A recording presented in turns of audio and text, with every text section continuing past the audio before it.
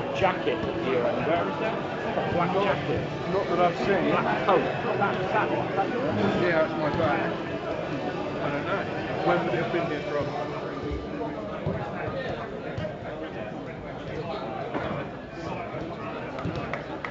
Let's run through this evening's teams for the first time, starting with our visitors from Southend United. They line up as follows. In goal is number 30, Colin and David Nye, 2 Gus Scott Morris, 14 Tom Hopper, 15 Joe Gubbins, 16 Harry Taylor, 22 Keenan Apile Folsom, 23 James Norton, 24 Charlie Kendall, 26 James Golding, 28 Ollie Coker, and 33 Harry Boyd. The substitutes are number 6 Ben Goodliff, 7 Jack Bridge, 9 Andrew Dallas, 10 Sam Austin, 17 Pat Murray, 19 Leon Chambers Parallon, and 21 Harry Carwell. And Aldershot Town line-up number 16 Pat Nash, 6 Theo Wilmington, 7 Cameron Hargreaves, 8 Tyler Frost, 9 Cromwell Thomas, 19 Ryan Hill, 25 Will Nightingale, 31 Raheem Shepperford, 33 Sam Inwood, 34 Diane Tetet, and 42 Matt Penny. Aldershot Town substitutes are number 41 Kanaya Bryce Clark, 10 Josh Barrett, 11 Brody Peart, 12 Keane Anderson, 20 Callum Stewart, 21 Ashley Atpan, and 24 Charlie Warren. The season's referee is Sam Mulhall. His assistants are Ivan Stankovic and Isabel Chaplin, and the fourth official is Ryan Head. Our match sponsors this season are Clean Kid. Our ball sponsors New Growth Construction, official club sponsor Bridgeton Stadium, and stadium sponsors Ed. He's having a chat with Mr. Anderson, senior.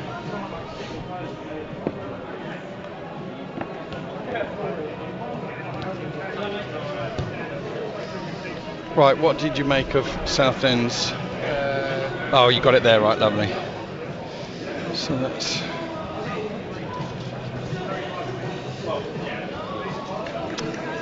Quick hello from your commentator this evening, Rob Worrell. 22 minutes past 7.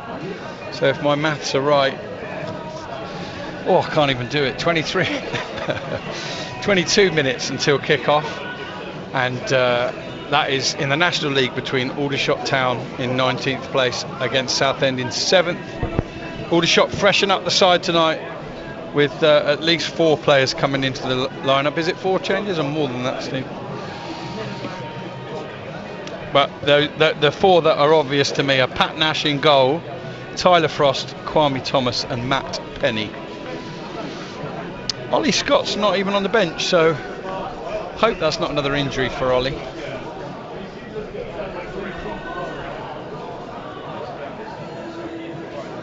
Hopefully it's a well-deserved rest, although he's had a couple of those.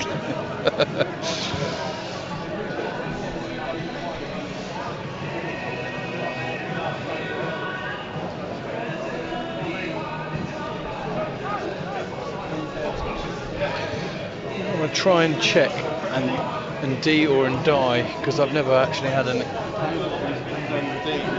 Sorry? Having his Fandangle D.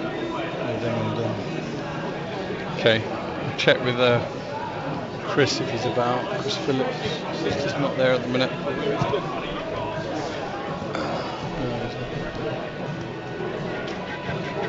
Right, and then Taylor, Golding, from the left, Gubbins, Golding and Taylor.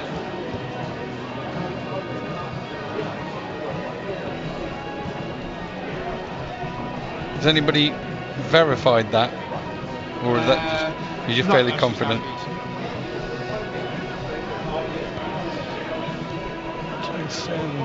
Boys, what good player he's been. Harry Boys.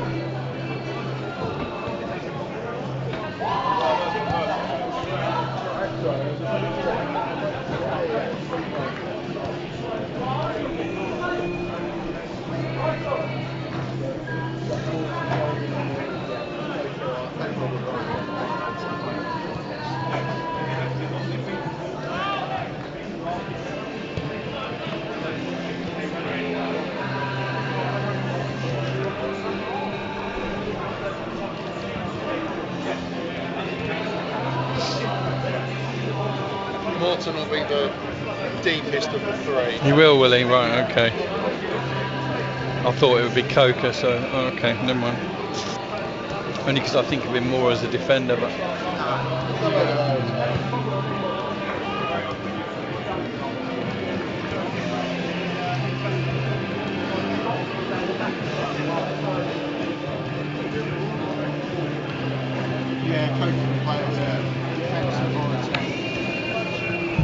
We need to try something different. On Saturday, I tried not having this until after the game, but we still lost. It didn't. Well, our first 15 minutes were okay. It just went downhill a bit after Standard at the minute. We start high tempo, create a few chances, don't take them. Opposition scores with their first chance. I'm fed up of that narrative. There were goal mouth scrambles. Anything could have happened, but it didn't. Tonight, I'm just going to not overthink it. I'm just going to eat the sweet. It is what it is. Live life for now. And that's the season about to come to an end. Thank you very much, the pair of you, for all you do with the away games. Ultimately, the whole bunch. I'm really grateful for that. Oh, that's it, lovely. Serves us really well. So thank you very much. Well, I appreciate your comments. Thank you. Much all him for the away game. So just take it. Don't worry about it. I will. I'm sure you did an away game somewhere this season. Yeah, I did 4 words.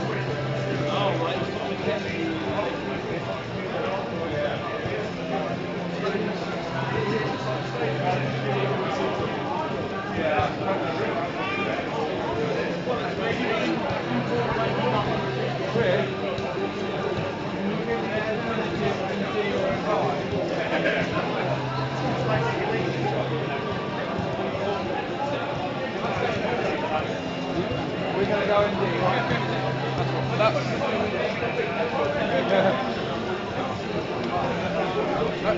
I've always thought it's something. And I just break the speed of life. That's what I've heard it pronounced that way. Yes, I put lots of extra E's. E's are good.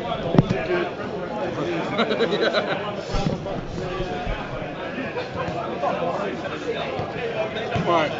Sam Tyler, what have you been up to this season?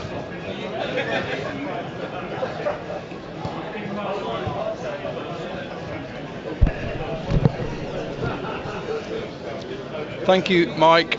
Good evening to you, sir.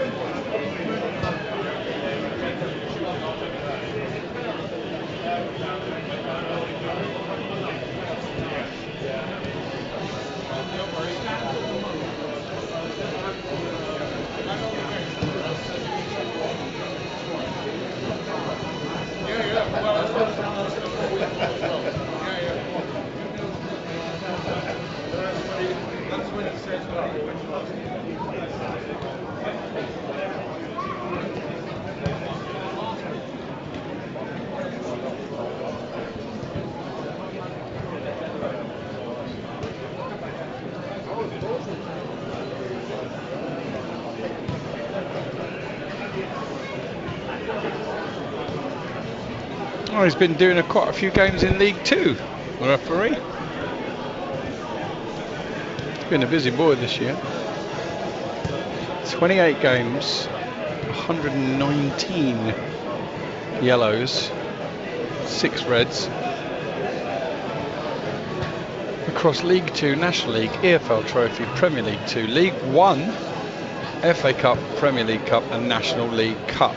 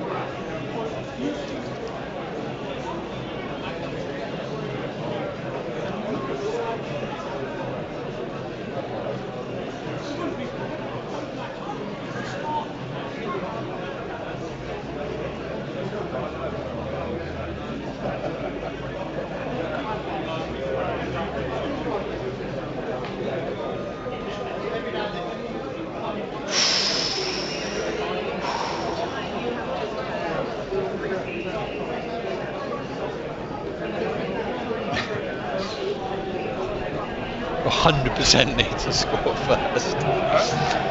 If ever you needed to score first, that's as high as I've seen, to be honest.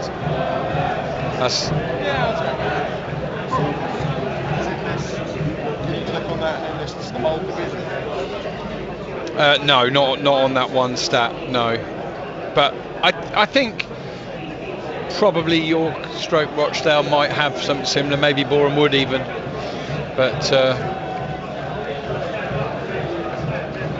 the record against the top 6 isn't great. Wins against Rochdale and Forest Green. 10 minutes away from kick-off here. Very good evening to our BBC Surrey Online listeners and those listening on the BBC Sport app. Another 5 minutes or so, we'll welcome our DAZN viewers.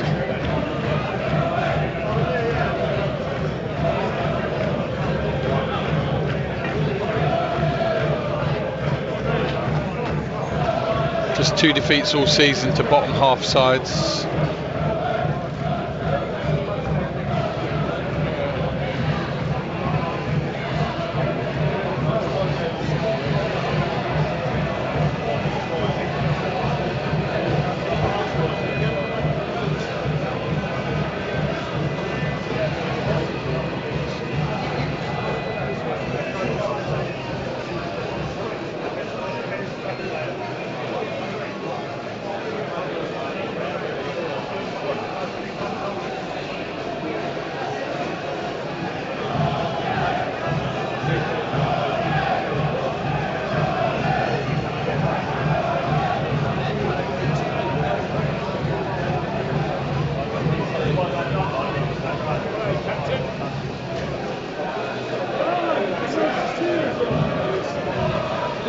Chatting to lots of people. Anyone think you used to hang out around these parts?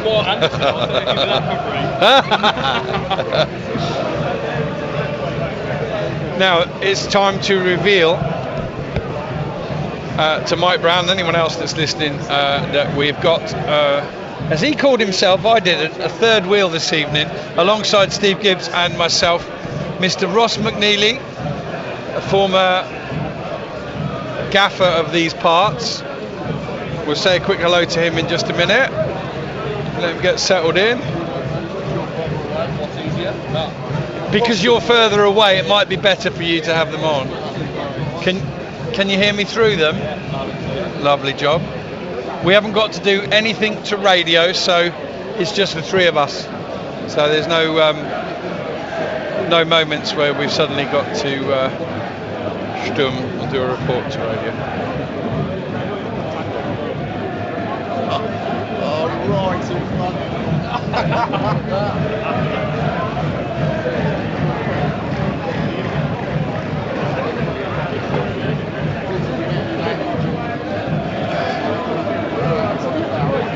Yeah, Ross, we do, aren't you?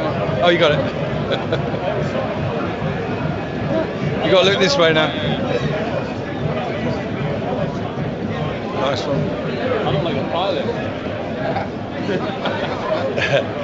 It's okay. You're not at the wheel anymore. You're in the cockpit now, Ross.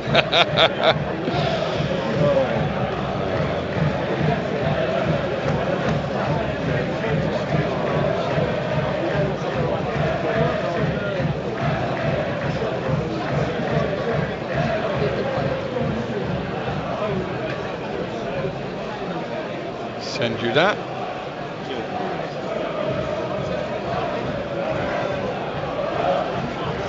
Where are you?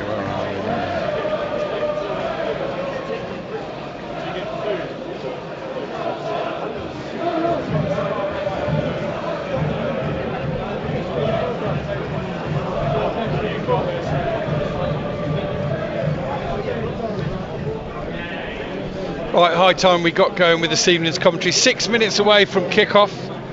Alongside me, as I inferred, as usual for a home game, is Steve Gibbs. Currently with the headphones and the microphone, though, alongside him is the former Aldershot Town manager, Ross McNeely. Ross, great to have you join us. Ross appeared on the NL Full-Time podcast at the weekend, if you want a little football fix later on this evening or tomorrow. Good evening, Ross. How you doing? Thank you for having me along for the game, and obviously, enjoyed the podcast on Sunday as well. Good, cracking atmosphere here tonight, largely because Southend require 1 point to secure their place in the playoffs. Even if they don't get it, they'll have 3 more attempts after tonight. Oddly, we may end up with a crowd, Steve, good evening to you. We may end up with a crowd of sort of 2-3, 2-2, 2-3, 2-4. I don't know. We think it's over 700 tickets were sold, pre-sold to Southend fans. That's not to say that another 100, 150 might turn up on the night. Absolutely, yeah. And I think, as you said, given that they still need another point to confirm their playoff place after the 0-0 draw against Solihull at the weekend, then I'm sure that would have enticed a few more around the bottom end of the M25. And hopefully, given the prestige of the fixture, the fact that Aldershot Southend does have a little bit of extra history to it, then that might entice a few more Shots fans than otherwise might have been, given the run that the club are on. Absolutely. And Steve, I'll come back to you in just a moment, but just until the teams come out, just catching up with you, Ross, at Bromley, looking after the under-21s, seen 1 or 2 players progress as well. Yeah, obviously first team in particular doing really well, pushing into, well, hopefully going to get over the line on Thursday against Cambridge, going to League One. But yeah, I'm obviously with the 21s, and we've got a number of boys. We've had obviously Josh Tobin at Yeovil this year, a number of boys in National League South, so hopefully get some more boys in the first team or sold and be a bit of an asset for Bromley. Good stuff. That's Ross McNeely joining Steve Gibbs and myself this evening for commentary from the National League here in North East Hampshire. We welcome our DAZN viewers as well as our BBC Surrey online listeners.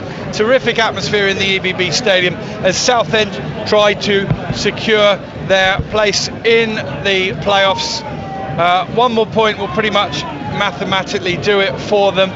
They'll have 3 more attempts after this. Shots, it's their 3rd from last match, and they've freshened things up tonight. The Shots team is as follows: Pat Nash comes in goal, and Matt Penny comes in at left back. Inwood and Nightingale still as the centre backs, with Shackelford at right back. Tetek and Thea Widrington hold in the midfield, and then in the forward positions, Kwame Thomas will play up front. Tyler Frost has his first start for a while on the left side, we think, of midfield. Cameron Hargreaves will try and link between those midfield pair of Tetek and Widrington and Kwame Thomas, and then Ryan Hill probably more so on the right hand side. Southend, we are reliably informed, line up as follows: and Deng and D in goal, a back 3 left to right of Gubbins, Golding and Taylor.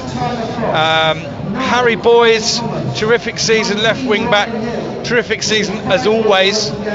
Gus Scott Morris on the right side, and then Coker, Keenan Appiah Forson and possibly James Morton anchoring in the midfield behind Charlie Kendall and Tom Hopper. And Southend United, I think, have the strongest bench I've ever seen in the National League tonight. Ben Goodliff, Jack Bridge, Andrew Dallas, Sam Austin, Cav Miley, Leon Chambers Parillon, and Harry Cardwell. No goalkeeper, something we saw rather excruciatingly from Gateshead go through all day on Saturday with an injured goalkeeper who was also the man of the match and made some amazing saves. What are we in for tonight? Let's see. Our referee is Sam Mullall. He'll get us underway shortly. Refereed across 6 or 7 different platforms this season, 28 games, 119 yellows and 6 red cards, 2 of which were second yellows. Southend United have the kick-off. They're in an all-black away strip. Aldershot Town in their home kit of red shirts, blue shorts and red socks. I'm Rob Worrell, alongside me Steve Gibbs and Ross McNeely, the former Aldershot Town manager, who Southend fans might remember came to Roots Hall and won, the last Aldershot Town manager to do so. Great to have Ross's insight alongside us tonight. It's a very Aldershot based commentary team, but Steve and I pride ourselves on being as fair and as honest as we possibly can, and that's what we'll do all evening. Terrific crowd of Southend supporters in the final section of the South Stand, on the open slab and behind the goal. This is the sort of atmosphere we love. We're underway, and immediately Ollie Coker goes back. He's rushed down by Ryan Hill, and Southend keep possession, but the clearance out to the left is blocked off the back, I think, of Kwame Thomas. Cam Hargreaves picks it up, but he's now been dispossessed. Ball up to Hopper, and then a ball around the corner, and touch back from Will Nightingale to Pat Nash. First touch is a good one. One touch, keeps possession into Shackelford. Up to Hill. Hill back out wide to Shackelford. Still inside the opening 30 seconds. Shackelford gives it away. He gives it straight to James Morton. And now Southend give it away momentarily. Appiah Forson's won it back from Hargreaves. There's a few other games in the National League tonight. We'll keep you posted on them as we go. There's a ball lifted over the top, headed down, and shot comes in, deflects behind for a corner. And that was a really good effort, to be fair, from Charlie Kendall, who won't need too much motivation, Steve, being an ex-Woking player. Absolutely not, no. It's both teams making a really good, enterprising start. You'd be looking for the shots after they faded badly in a few games recently, if they can make a good start to maintain it. But Southend, with their ability to defend a lead amongst the best in this division, if they get ahead, they're going to fancy themselves to take 3 points. They will do. They've got 71% lead defending rate. That's phenomenal. In comes the corner, headed away by Kwame Thomas on the line, flicked on by Tetek, and then sent forward by Southend and out of play behind the goal, away to our left. Still inside the second minute. It's Southend who have the first effort tonight, and I wonder if that could be significant, Steve, because we're in the middle of a run of games where shots have been starting well, creating chances, not taking them, and then giving up the lead to the opposition's first chance. They might have a second one here. In fact, they give it away, and Tetek calmly plays it back to Nightingale, who finds Widrington. But yeah, Southend with the first effort of the night. Maybe Aldershot will be under the cosh, not concede and score with their first effort. Here's a lovely ball down the right side. Very well timed run from Ryan Hill. He's into the penalty area, pulls it back. Hargreaves shoots. That's deflected behind two off Harry Taylor. No, it must have been another touch off an Aldershot player, but it's a goal kick to Southend. 2.5 minutes in, chance at either end. Steve Gibbs, 0-0. Yeah, I think it crashed off the on-rushing Tyler Frost, who was in front of Taylor. At the other end, Aldershot very nearly punished Matt Penny with that horrible pass, wayward, that gifted the ball to Southend. But then the shots recovered. Ryan Hill running onto a brilliant pass from Theo Widrington in the right channel. Cameron Hargreaves arriving, but it here's the backside of Tyler Frost. Right, Theo Widrington heads the ball down. Good touch from Ryan Hill. He's been caught in the face, and the referee's going to have to stop it here. I think it was just a flailing arm or finger. Definitely don't think it was anything intentional. A quick first word with Ross McNeely. 3.25 minutes in. Ross, I don't think it's going to be a high tempo end-to-end game, isn't it? Both sides desperately want to just go and get all 3 points. Yeah, it's been quite a fascinating start, really. Like, you've got obviously a bit of a different system match-up with the 4-3-3 v the 3-5-2. The chance there just sort of come about from Southend being in a high press and locking on the back four, but didn't quite commit to it once the ball was given away properly, and then they got opened up at the back and really played over and played through from Aldershot, which was really good. So yeah, it's going to be interesting to see how both teams cope with the sort of two centre forwards against the two centre backs, and the back three against sort of like the front three of Aldershot at Southend. So that'll be interesting to see how that plays out. Yeah, excellent stuff. Thank you, Ross. That's why we got him here tonight, for his insight.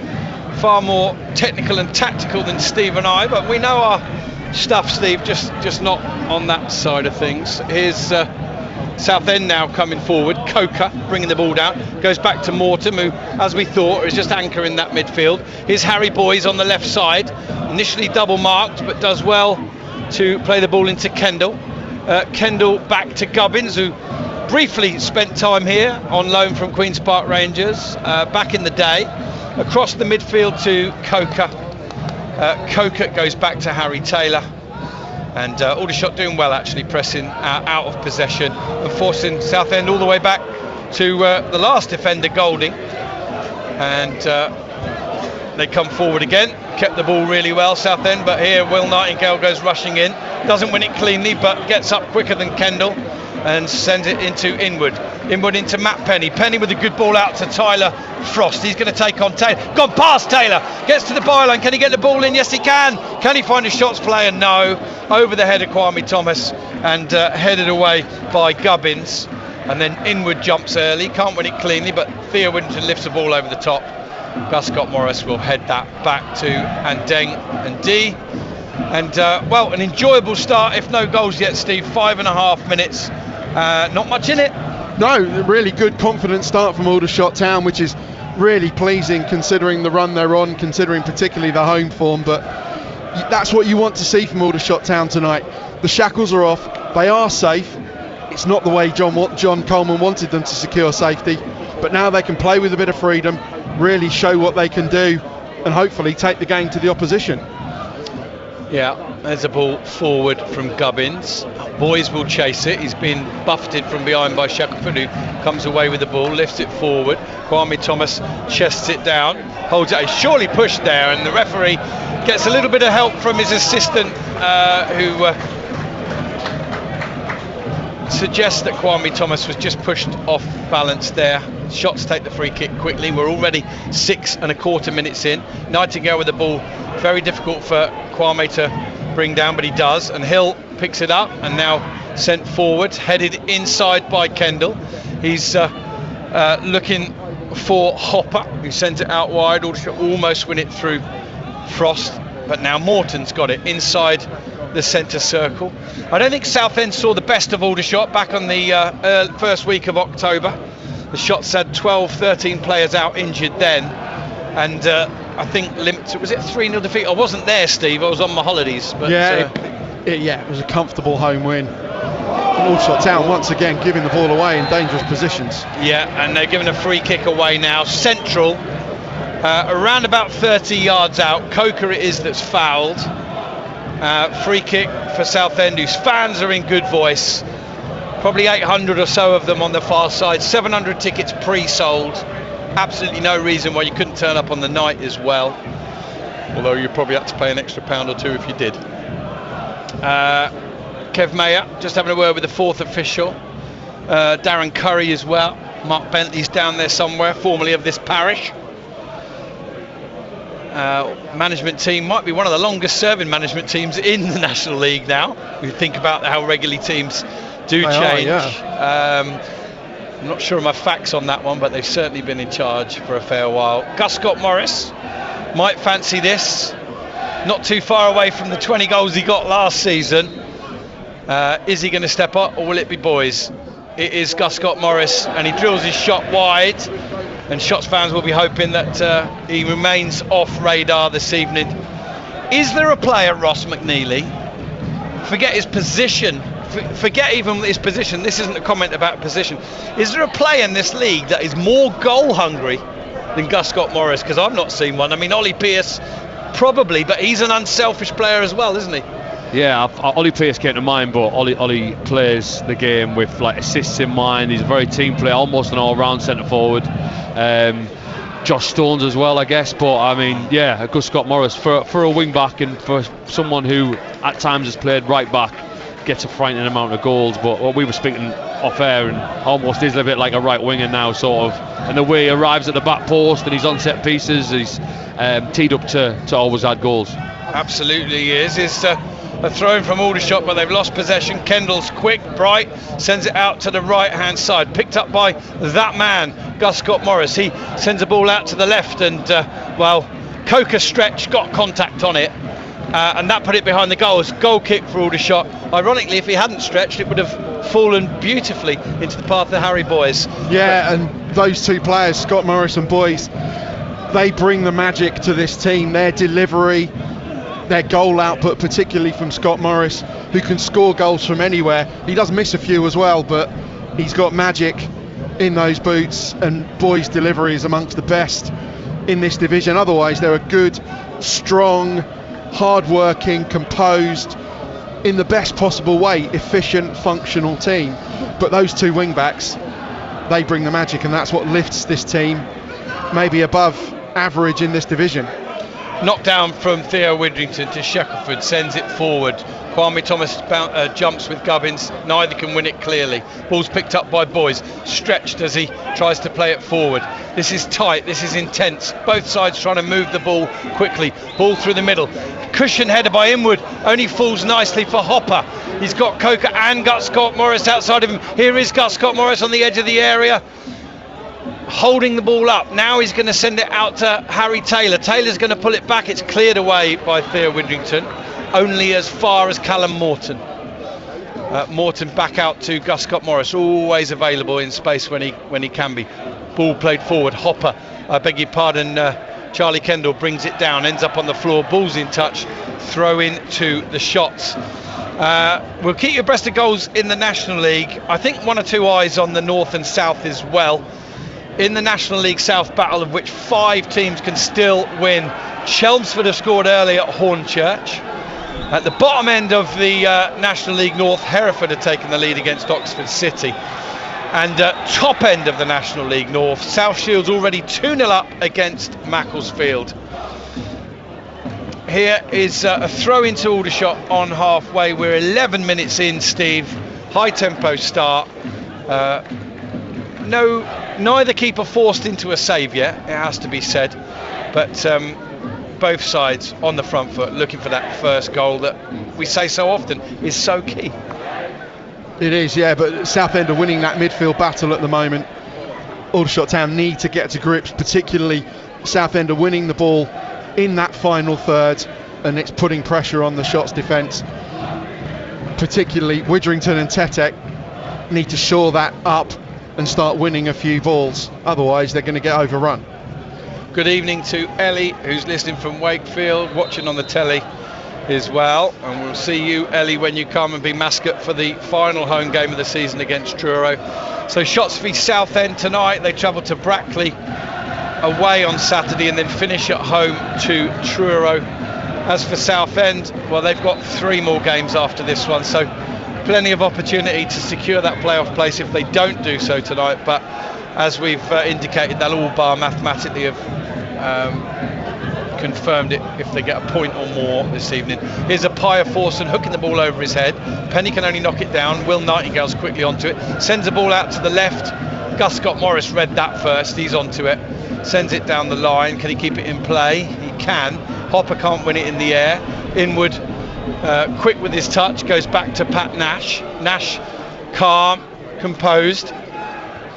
Former Farnham goalkeeper and formerly under the management of the guy sat 2 to the right of me. Quick word on Pat Nash as the ball goes out of play, Ross. I know Keane Anderson and also Ashley Akpan were 2 of your youngsters here in the 21s that have progressed, but Pat Nash as well. Yeah, Pat was he was part of 16s and 17s when he was here after I believe coming out of Reading before he went to Everton. So he had a sort of brief spell here, being a local boy. So yeah, great to see him in goal. Very technical, very good with his feet, but also very good in terms of how he deals with and handles the ball. Very, very confident young man as well. So it's great to see him in goal. And you mentioned Keane and you mentioned Ashley. It'd be good to see them 2 getting involved. I know Ashley's had a bit of a long layoff, so fingers crossed we get to see him tonight as well. Yeah, we'll hopefully soon see the return of Ashley Akpan, who was absolutely flying in the first team until that very serious injury. And Ollie Harfield, after 18 months out, is also in full training right now. And some unofficial talk that we may see him for a few minutes at the end of the final home game against Truro. And Steve, we were here when he did it so long ago, the beginning of last season. What an emotional moment that'll be. It will, I'm sure. Not least for Ollie himself, who has been put through the ringer, feared that he may never play again, may never walk properly again. So football, I'm sure, at times would have been the furthest from his mind, but also very much at the forefront. He is a player who lives and breathes the game, and far from being his livelihood, it's something that he loves doing. So yeah, it'd be fantastic to see him back. Here's Southend on the attack on the left hand side with Boys sends the ball inside to Coker. Ball down the left. Boys is back involved again. It's good exchanges. In comes across from the left. There's a little flick on from Charlie Kendall, and it's harmless enough. It's picked up by Matt Penny, one of 4 players coming back into the starting lineup tonight for Shotts. Finds Hargreaves on the left. Good ball forward into the path of Tyler Frost. Quick feet to buy himself a bit of space on the left. Now a ball inside, looking for Hargreaves. Hargreaves is offside. Ref hasn't spotted it. Now he has. Quarter of an hour gone. Aldershot Town 0, Southend United 0. I do a prediction thing with my friend and NL full-time colleague Joe Pope off the line blog. To be fair, I've been giving him a good pummeling lately, but he's predicted 0-0 tonight. I said, Joe, Aldershot don't do 0-0s. He said, yeah, but Southend do. And that is factually correct. Yeah. I'd be very, very surprised if there were no goals before us this evening, but I mean, that would probably represent for Aldershot Town a step in the right direction. It might well do. Here's Ryan Hill competing for a ball over the top. So is Kwame Thomas. Neither of them can get onto it. And Southend from Golding at the back will clear out to the right hand side where Gus Scott Morris tries to keep it in, and I think he does. And then Nightingale jumps and doesn't win it cleanly, but Tetek helps him with the ball on. And now Kwame Thomas should just get here. No, he doesn't. It's really quick reactions from Golding, and he finds Boys. Now what a lot of space there that Hopper turned into. He's ironically didn't go anywhere or do anything with it, but there's other players joining the attack now. Here's Coker to out to the left hand side and then back in. Ball around the corner from Coker, held up by Hopper. Goes back to Morton to Boys dancing across the edge of the penalty area, goes back out to Gubbins.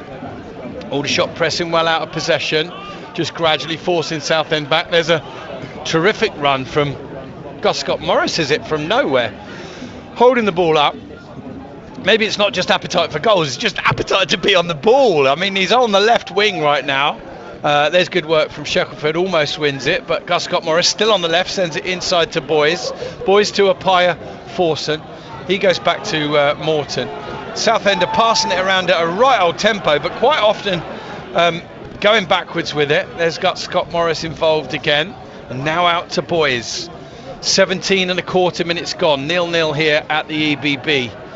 In recent home games, we've had 2 or 3 goals by this point. Here's another clearance away from Inwood into touch.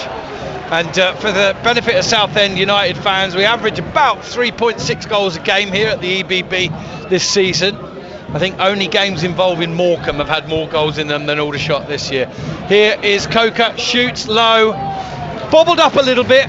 Nash did well, just buffeted it in, held it cleanly, Steve, but we saw it just kick up off the turf a little bit. He did, yeah, that could have made it more difficult for Pat Nash, but a good spin from Coker, earned himself a yard of space. Probably should have hit the ball either more in the corner or cleaner than that. I think in the end it was, that bobble notwithstanding, it was a bit of a comfortable save for Pat Nash. Right, Southend pick up play, 18 minutes gone. And they go back to Ndeng and D. We were having a bit of a debate, Ndai or Ndi. And Chris Phillips said Ndi, so we're going to go with Chris Phillips. I think if Chris says it about Southend, it must be true. He is the gospel in the Southend parts. There's a foot up in front of Inwood, who just gets on with it, to be fair. There's a wonderful turn from Tetek, but he then does run into trouble. Southend clear it forward. Theo Widrington will tidy it up and go back to Pat Nash, who's showing good control with both feet already.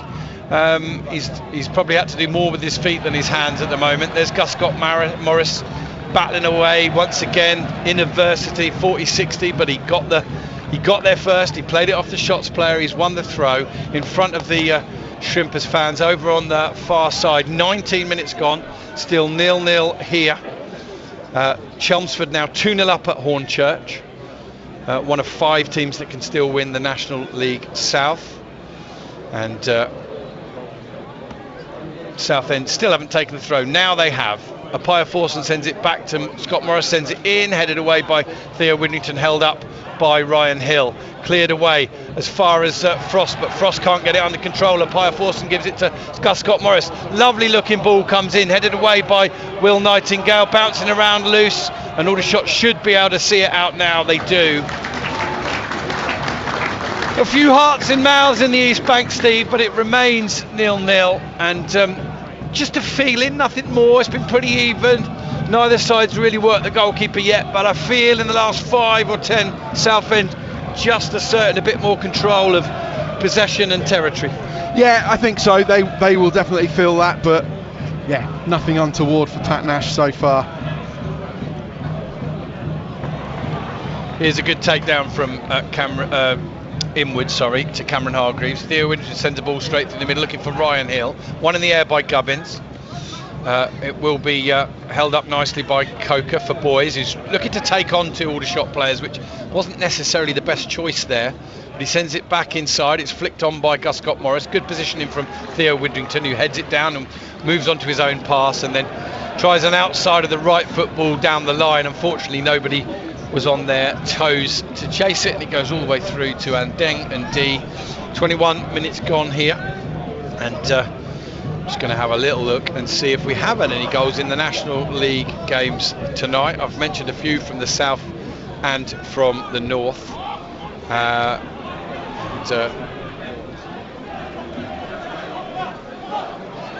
It is indeed goalless across the 3 games in the National League at the moment.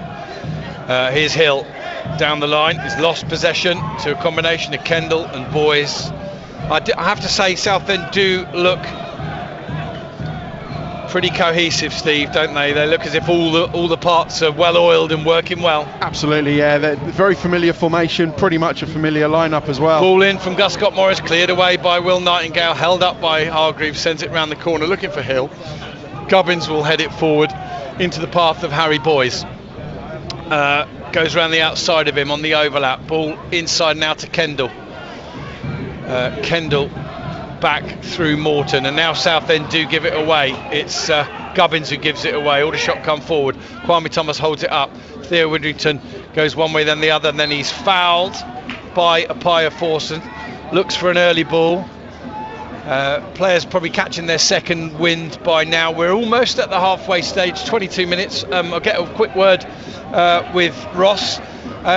Probably because of the tempo of the game, it's flying by. Quarter of the game very nearly gone, Ross, already. Yeah, it flies when you're having fun, doesn't it? I think it's sort of Southend have got control of the game now. I think just from the way it's flowed in the last sort of 10-15 minutes, that Aldershot are waiting for a break or a counter. It does sort of worry me down this left. Ball in from the right, headed back down. Ross from the shots. Shekhofer with the cross. Kwame Thomas with the knockdown. Ball's loose to the edge of the area. Theo Widdrington shoots. It's over the bar. Sorry, Ross, continue your point. 0-0. No, all good. Because as I was saying, Southend had control. Aldershot brought down the right and had a good chance. I do think the left-hand side for Southend is key, though. Like, you're looking at like Coker and Gubbins join really well, and it's a bit of a sort of like left-hand side rotation. And Aldershot have dealt with it really, really well at times. But if you watch sort of at times unfold, Shackelford goes really central and Boys is almost like quite free. So if they get that switch on when it's on the opposite side, I think that'll cause them real problems. But at the minute, it looks like if Southend are going to cause problems, it's going to be down the left-hand side. But yeah, they've done really well last sort of like 10 minutes and had a bit of control. Thank you. That's Ross McNeely, the former Aldershot Town manager, Dorking Wanderers assistant manager, and currently looking after the Bromley under 21s. Here's a flick on forward from Boys. Shackelford should get there first. He can only head it back to Boys. Boys heads it forward, and Nightingale has got hands on into the back of Charlie Kendall. Free kick to Southend, halfway inside the Aldershot half, right on the left-hand touchline. Southend, to me, not just tonight, watching them, but we talked about how well oiled that 11 out there is, Steve, and they're well backed up by the strongest looking bench I've seen all season, and we've seen some strong ones. They look in pretty good shape to go into these playoffs once they've confirmed them. Definitely, yeah. There's a couple of players coming back from injury in Harry Cardwell and Cav Miley, but yeah, fully fit, lots of quality, lots of attacking options for Kevin Mayer. Definitely going to Wembley on the 17th of May. Will they be going there again on the 10th as well? We'll have to wait and see. Here's Harry Boys with the free kick in, headed away by an Aldershot player. It goes only as far as Golding. Scored the other week, has a shot here, it's half blocked, and then Coker's onto it inside the penalty area on the left side, pokes it out to Boys. Boys against Hill on the edge of the area. Tries to get the ball in, edge of the area to all people. Gus Scott Morris, shot comes in, and he's missed the target again.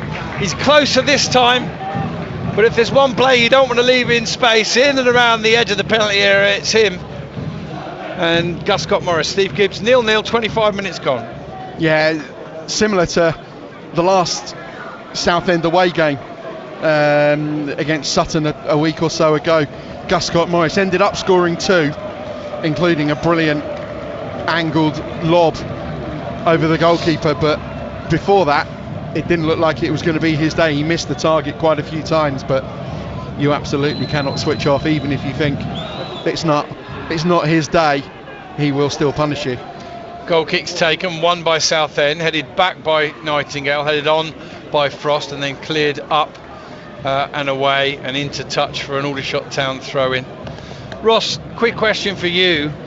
Totally understand what you're saying about Southend's left-hand side and how strong that is, but Gus Scott Morris is wandering all over the place, and I know that's the thing that he does, and Southend cover a little bit for it, but from Aldershot's point of view, the opposite to him wandering away and left and forward is that they've got to take advantage of what space they can find down that left-hand side themselves, right?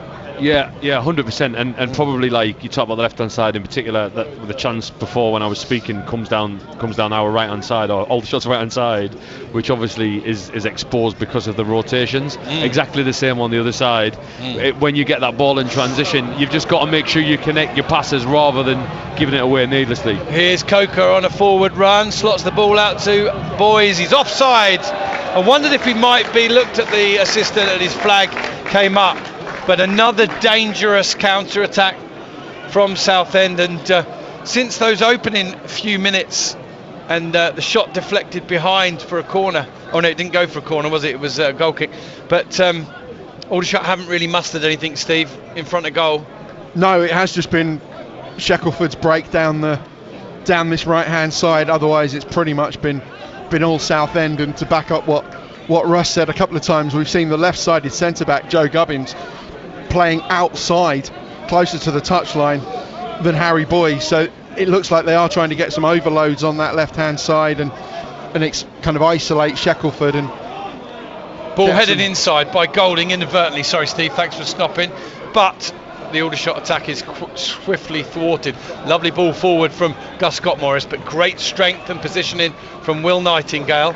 Lovely early ball forward there from Nash to Penny, but Aldershot are getting picked off and losing possession too much and too easily.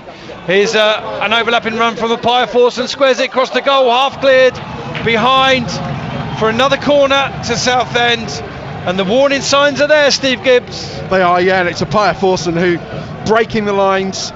He is along with Gus Scott Morris and Harry Boyes, he's the player that adds the creative spark in this Southend team, and when he gets going he's a real dynamic attacking threat.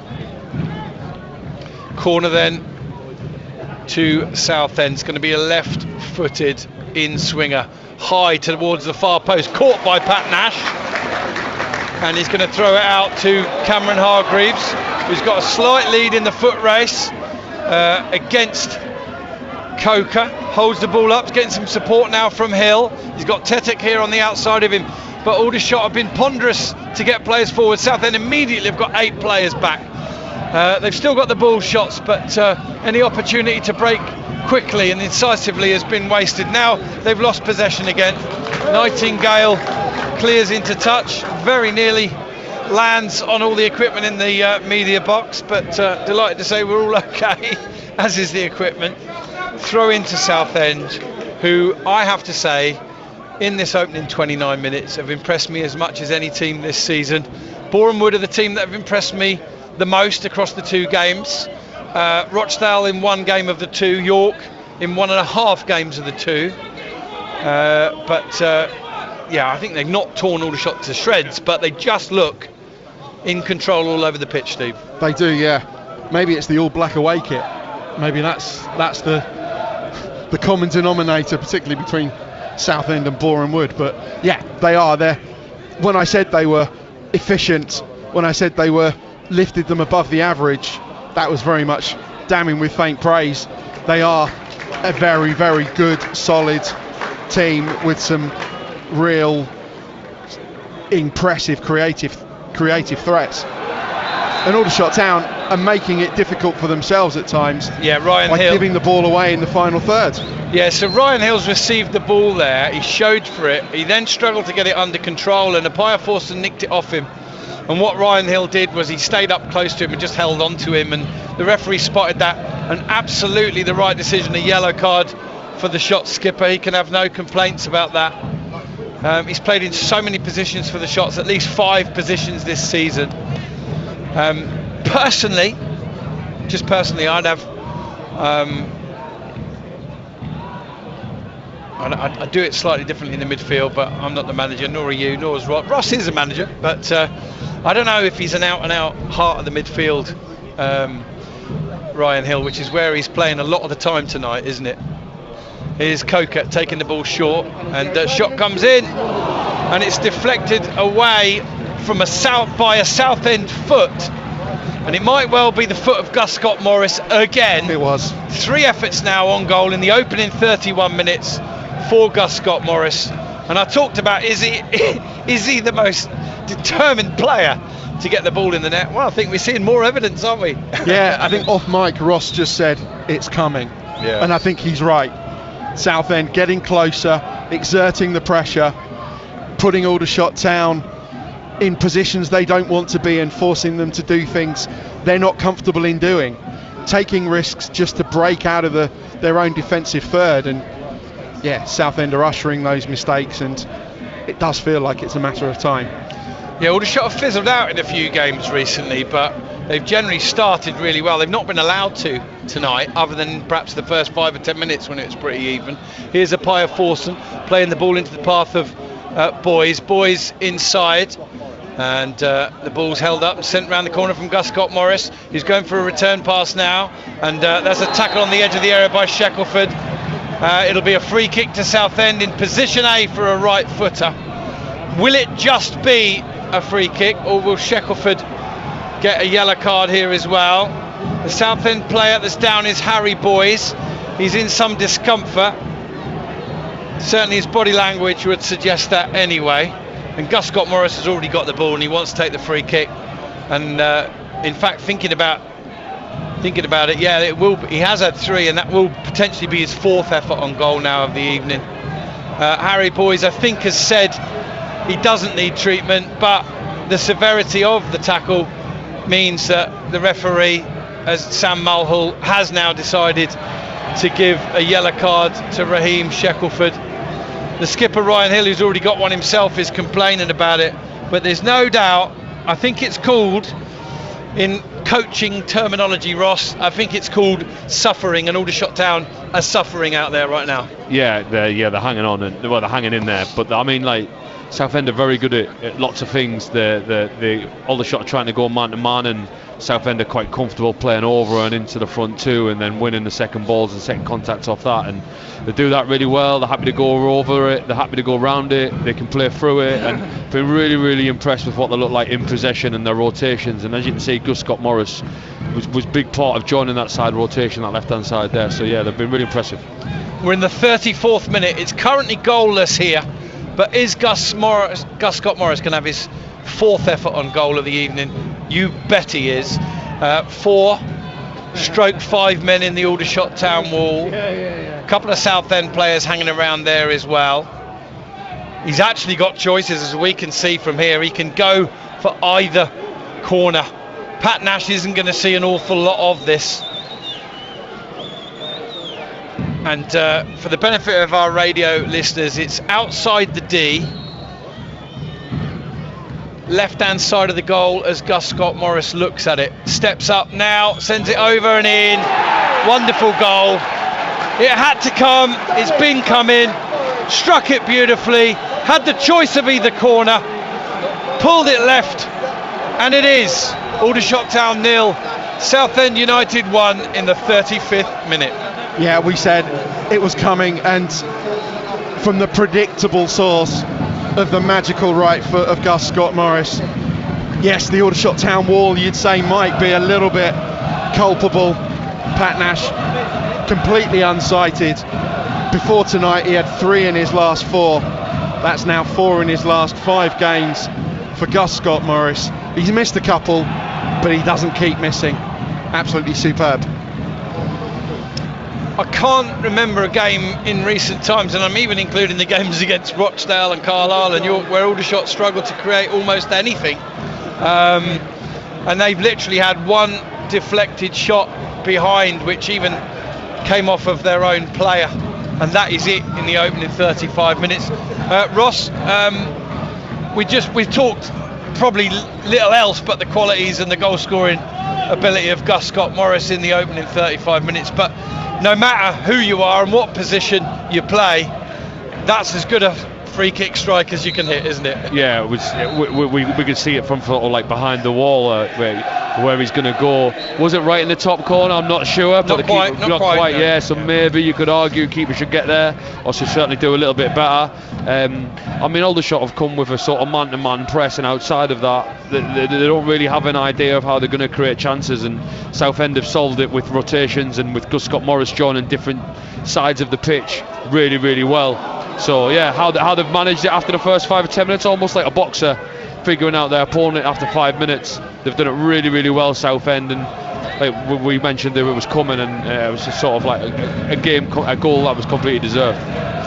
A moment there while Ross was talking, where the ball was played forward, and Ryan Hill and Kwame Thomas stood next to each other, both tried to chest it down, neither could. Southend got the ball, and that's another example really of how Aldershot are struggling to come up with an offensive plan here. against Southend. There's a ball played back to Ndengendi and then to Harry Taylor, who goes back to Ndengendi again. He clears away. That's not the best clearance, only as far as Tetek. And a really clever bit of play from Coker, I think it is, who got there slightly ahead of Tetek, felt a little bit of contact and went down to buy himself and his team a little bit of time to buy the possession back. There's not a single Southend player who I could criticise across the opening 37 minutes. They're ahead, they deserve to be ahead, and from an Aldershot Town point of view, Steve, that hurts, but we can only call it as we see it. Yeah, they deserve their lead, absolutely. And yes, I said the Aldershot Town wall could have been a more formidable opponent. Pat Nash perhaps could have done better, but I think the accuracy and the speed of the shot particularly was what took it past Nash before he could get there. Somehow Guscott Morris gets the ball in from the right. It's punched away by Nash, helped on by Hargreaves. Tyler Frost out there battling for it with Apaya Forson, who's gone past two, and now Theo Widdington can leave it for Pat Nash, who comes scurrying to the edge of his box, takes the ball under control. You can see in Nash's body language how gutted he was to concede just after the half-hour mark on his return to the side. But as we commented before the free kick was taken, he was likely to be onside. That is a pull on the back of Kwame Thomas's shirt, then he goes down again and he does get the free kick. Daft as it sounds, Steve, would Aldershot have been almost better not having a wall? At least Nash would have seen what was coming.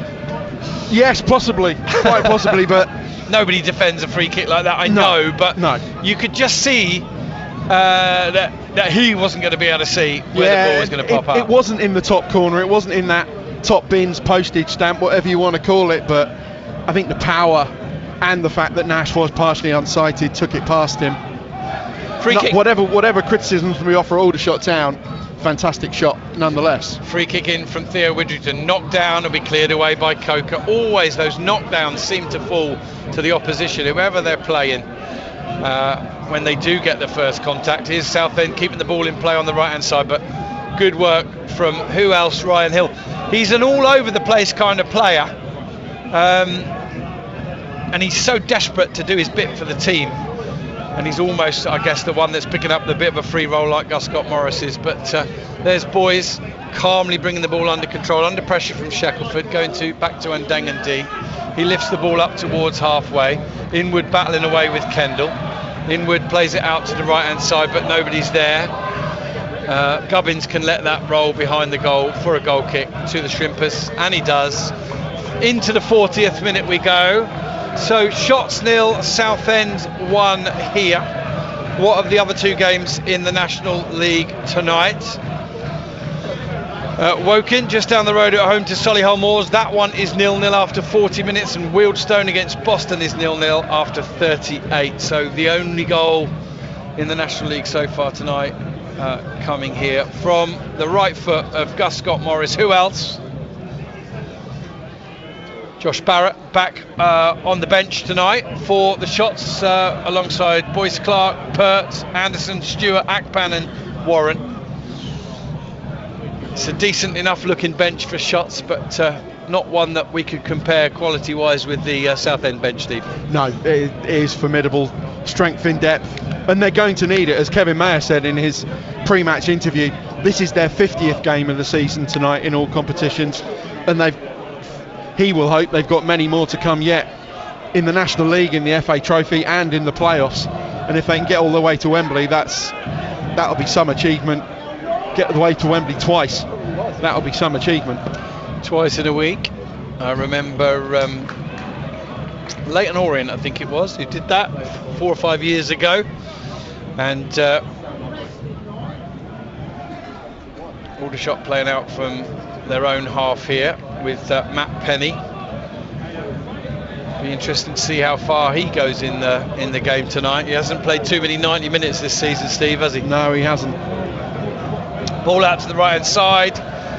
Hill's near us for Shots, but it's going to go over his head and find touch.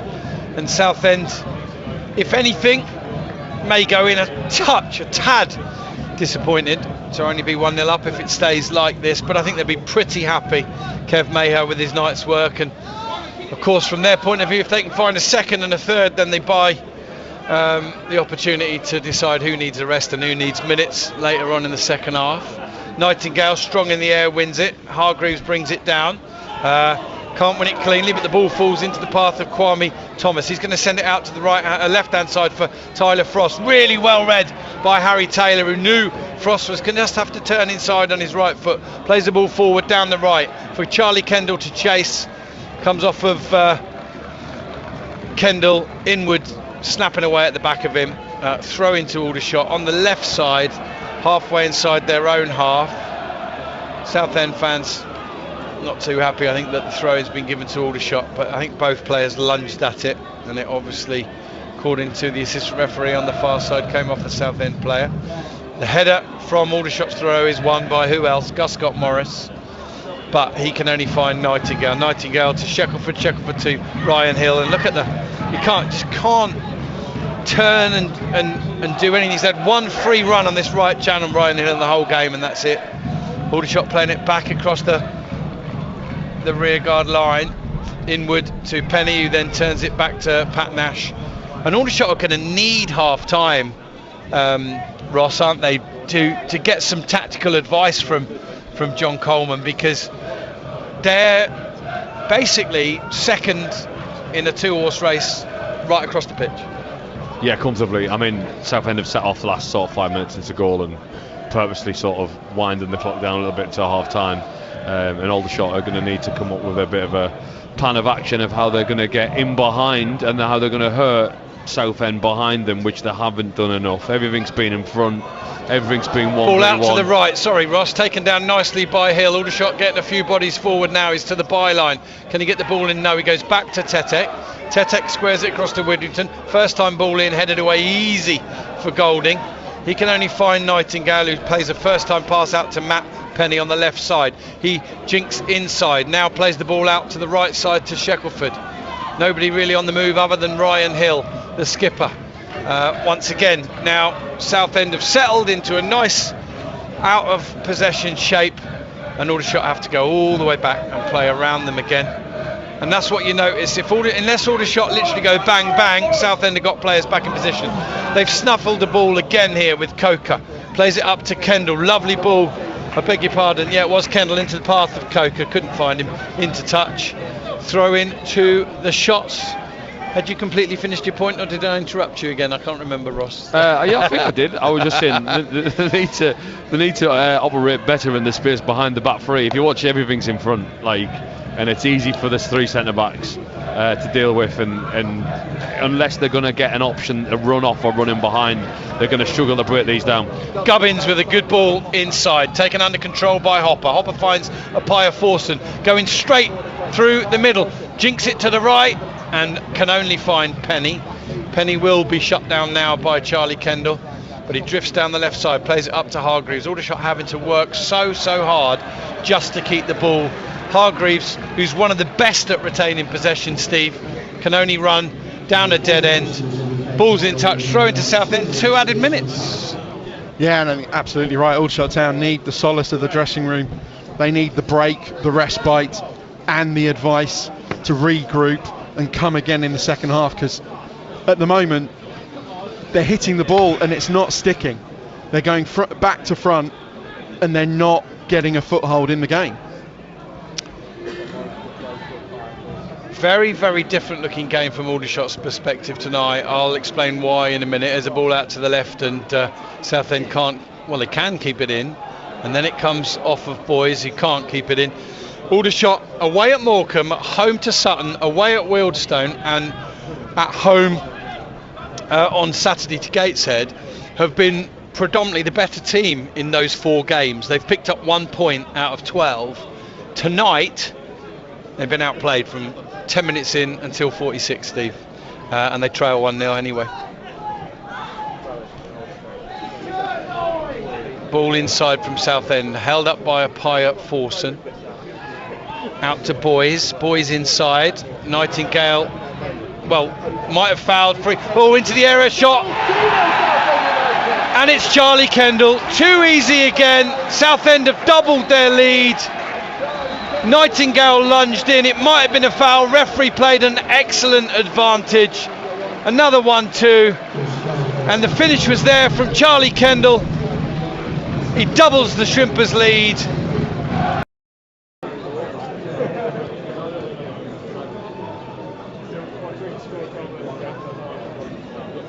Southend playing Halifax away, which Halifax would have been hoping for a long time. They were more in touch. It's too big a gap now. Hartlepool away tonight, and then how irritating is that? Last game before they played.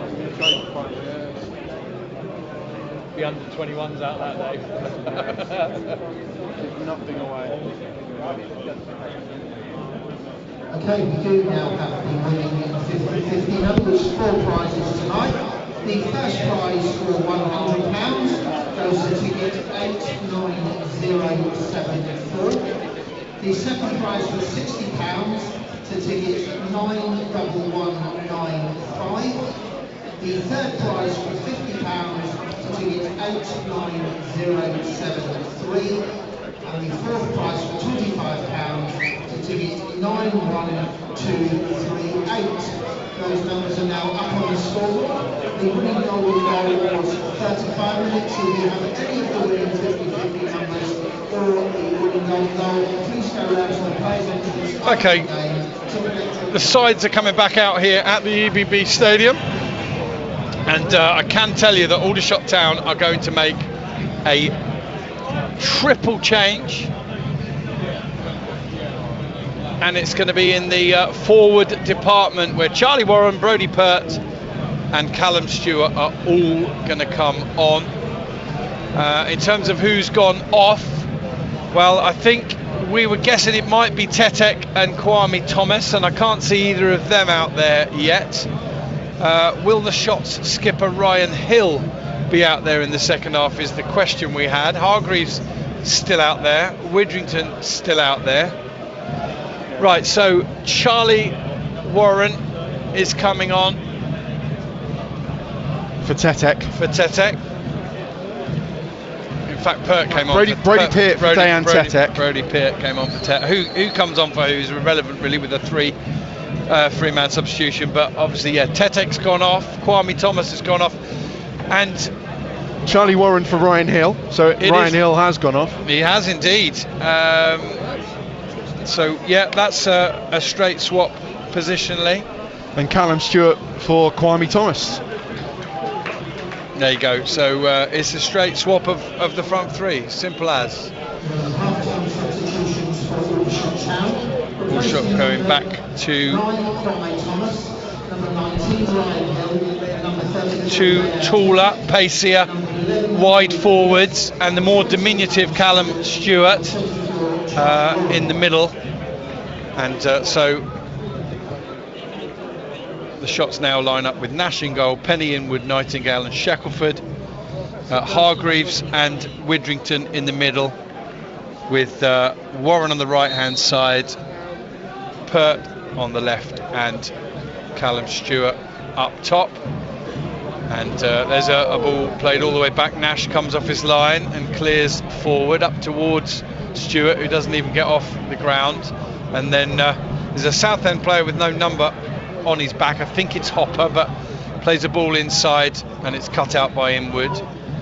Don't know whether Hopper's had to change his shirt, but it is Hopper, isn't it, with no number on his back. Yeah. Brodie Pert lets that run by him, and then it's well read by Taylor, who ends up on the floor by the dugouts. Referee just can have a little word with Brodie Pert here, nothing more. He hasn't made it a free kick, but I think he's just saying just be careful leaning into players around the touchline. We have seen some unfortunate injuries, haven't we, with advertising hoardings and the like. There's a ball flicked on, headed away by Inwood, headed inside by Hopper. Coker tries a little knockdown and volley, and it's always going wide of the target, but nice idea. And at 2-0 up, a minute into the second half, absolutely, why not shoot on sight? Absolutely, yeah. Pretty much everything else is going right for them this evening, and yeah, it was a nice idea. Took it on the chest, opened his body, but always screwed it wide, and probably ended up closer to the corner flag than the goal, but struck it cleanly, and Southend absolutely will feel the confidence flowing through their veins at the moment. Into the 47th minute, the second minute of the second half, and your Southend lineup, Shrimpers fans, is as it started. And why would you make any changes at this stage? We got some sweeping light drizzle in the ground, and Deng and D in goal, Gubbins, Golding and Taylor the back three, Boys the left wing back, Gus Scott Morris right wing back, and anywhere else he fancies playing. Coker and Apaya Forson in front of James Morton in the central positions, and then Charlie Kendall and Tom Hopper up top. Inwood here goes back to Pat Nash.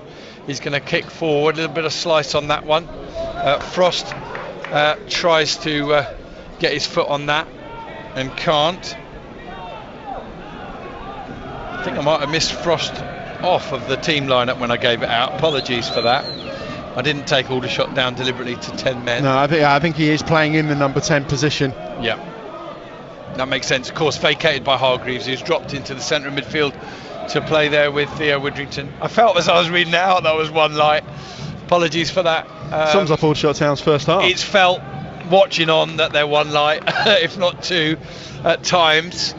No real incidents in the opening 3 minutes or so here of the second half, but the damage has possibly already been done from an Aldershot point of view, and from Southend's, well, they've got 1.5 feet now in those playoffs.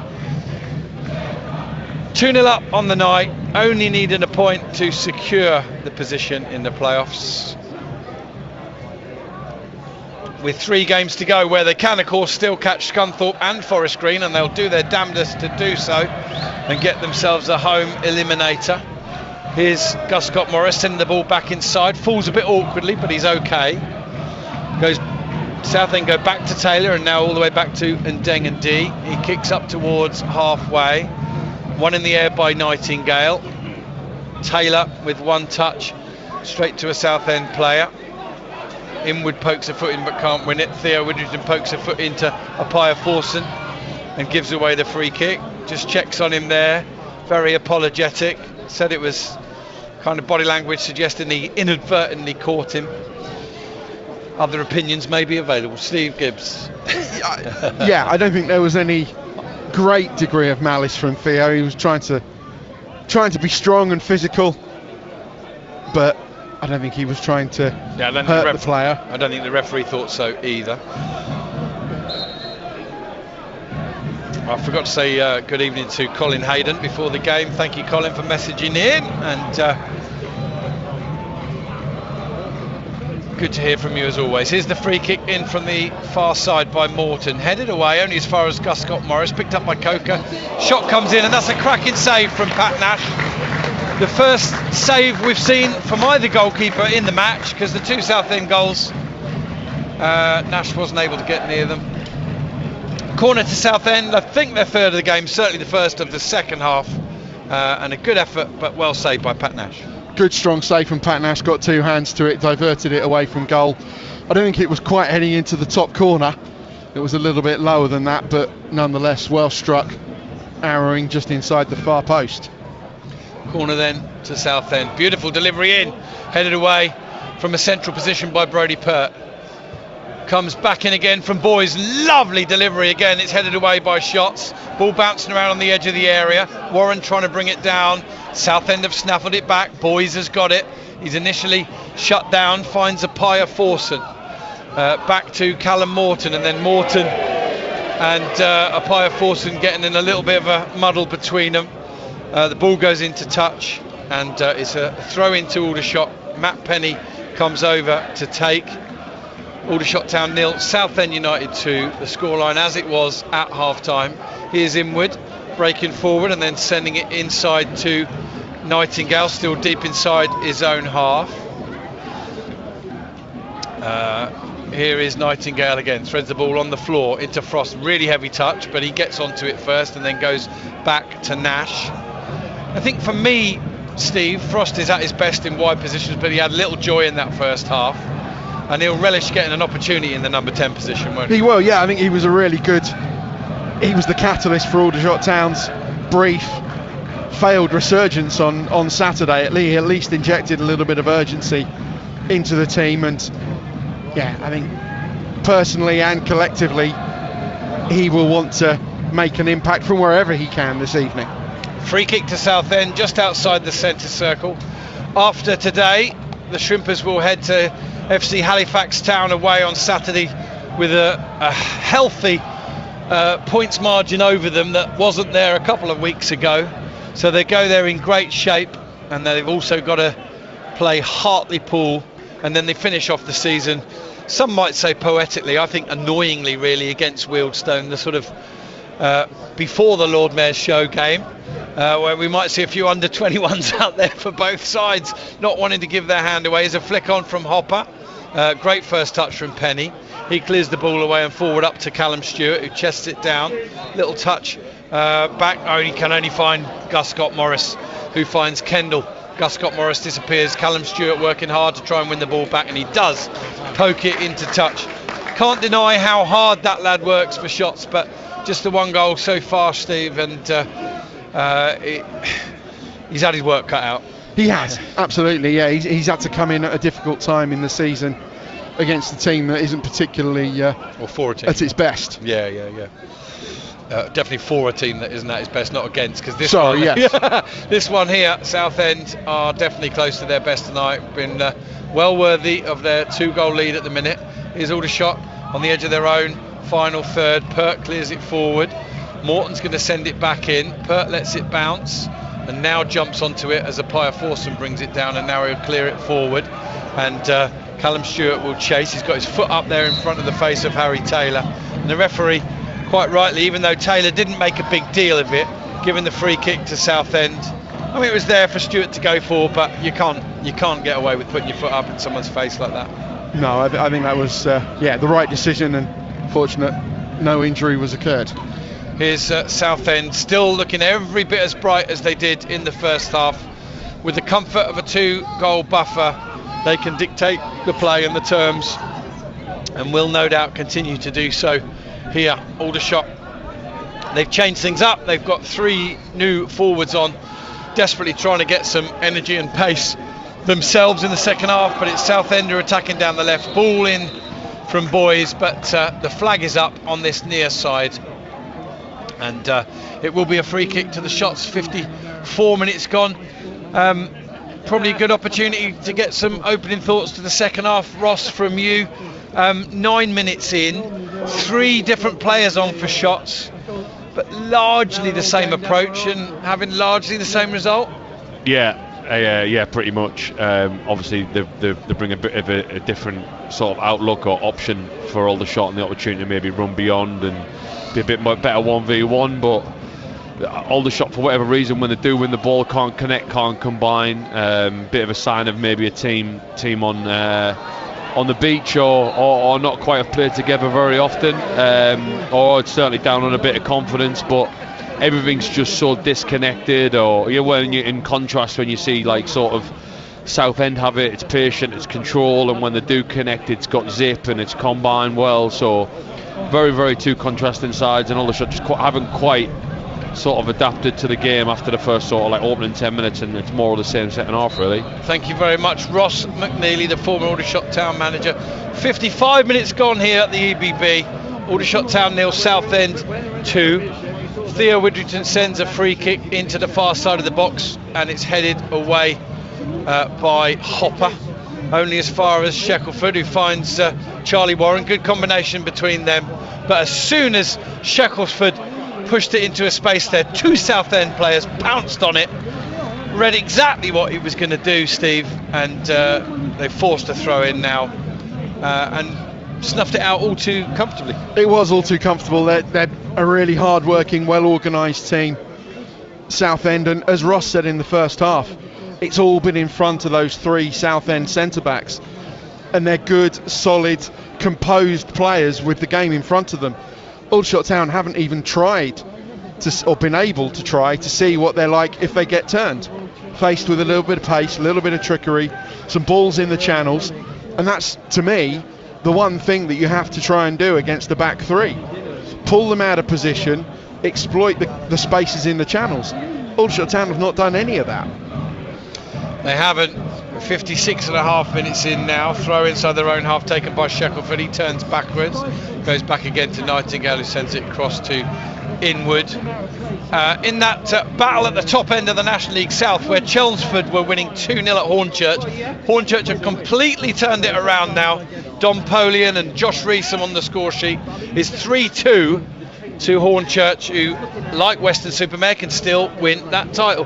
Here's Brodie Pert on the ball for shots down the left-hand side. Goes back inside to Theo Widrington. I think he was looking to find Pert, but he only found Penny. And Aldershot struggling to break down Southend unless they do it really, really quickly. Here's a ball into the air, chested down. Oh, volley from Tyler Frost. Sizzler, but always rising, and rises about a foot over the bar. And it would have been such a sweet goal, and maybe a way back into the game for the shots. That was bright, it was incisive, Steve, and the best we've seen of shots since the opening 10 minutes. It was, yeah, incisive is exactly the right word.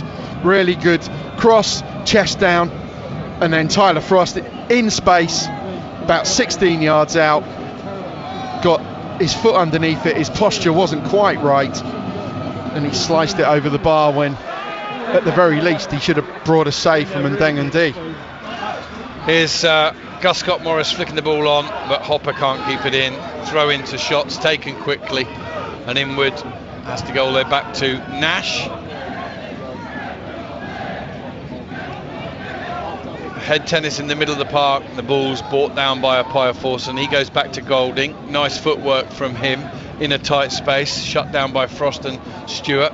Southend come away with the ball, but they're giving it away. And now Charlie Warren comes across halfway with a little bit of space in front of him. They backed off him, but he's had a heavy touch. And the free kick, I've got to say, it's not popular in the ground, but he did overextend after a heavy touch, and it is a free kick to Southend. Quite right from the referee, and the player who's down is Gubbins, and I think he's just getting up to his haunches now. He'll be okay, doesn't need treatment. Shots nil, Southend 2, 59 minutes very nearly gone. Here's the former Aldershot Town media manager Steve Gibbs. Yeah, good run from Charlie, driving towards the Southend area, but then just that heavy touch. Gubbins put his foot in, Warren stretched through it, and that was a foul. Fortunately, the Southend centre-back is able to continue. Nothing, no lasting damage, but yeah, undoubtedly a foul. Free kick then, and Ndengendi's going to take it. Bang central in Southend's own half. Plays it straight down the middle. Will Nightingale should be favourite to win it.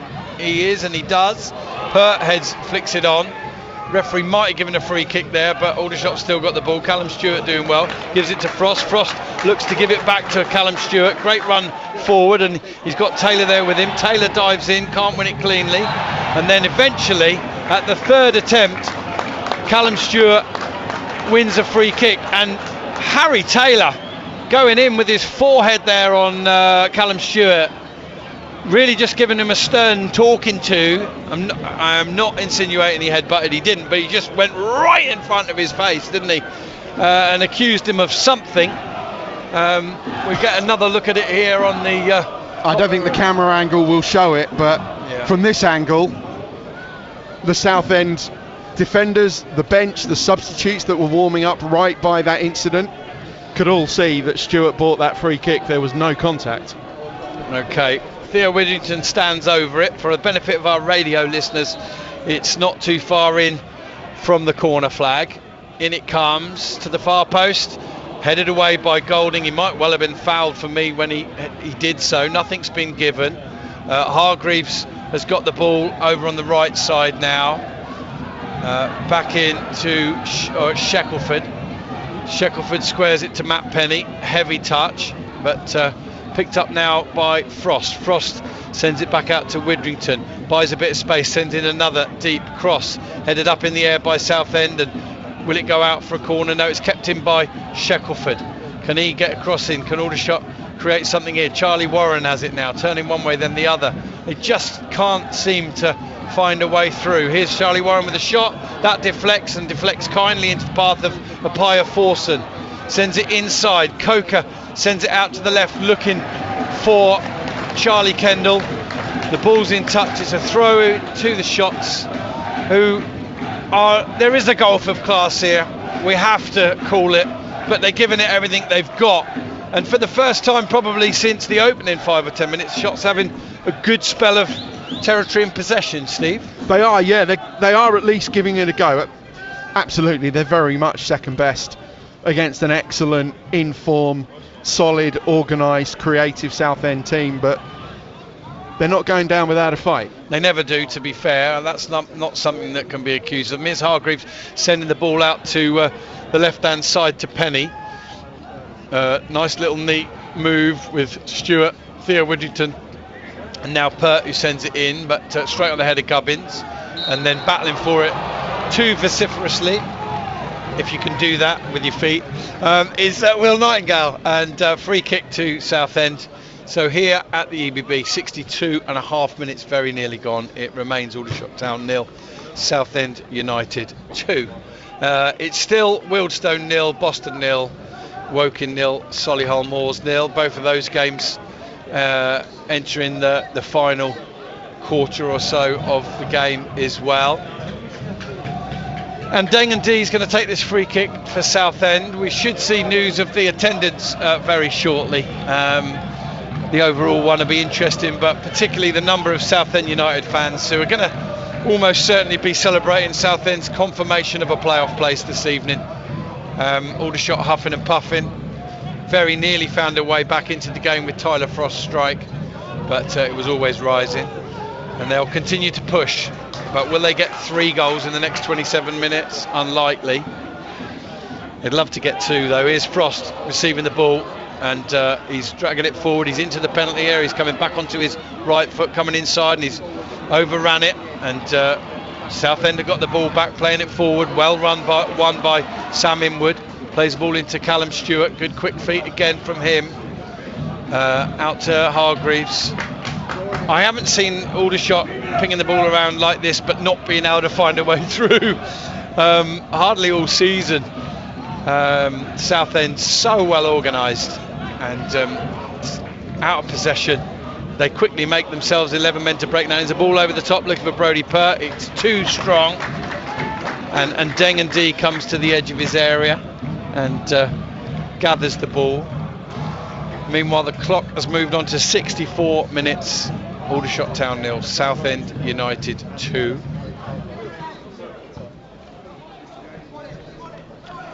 Over on the far side, the ball's in touch off a Southend player. Hopper throw in to Aldershot Town, and there's a kind of an appreciation in the ground that Aldershot are trying, but just the one chance from Tyler Frost in this second half, and just the one, quite frankly, in the first half from Hargreaves.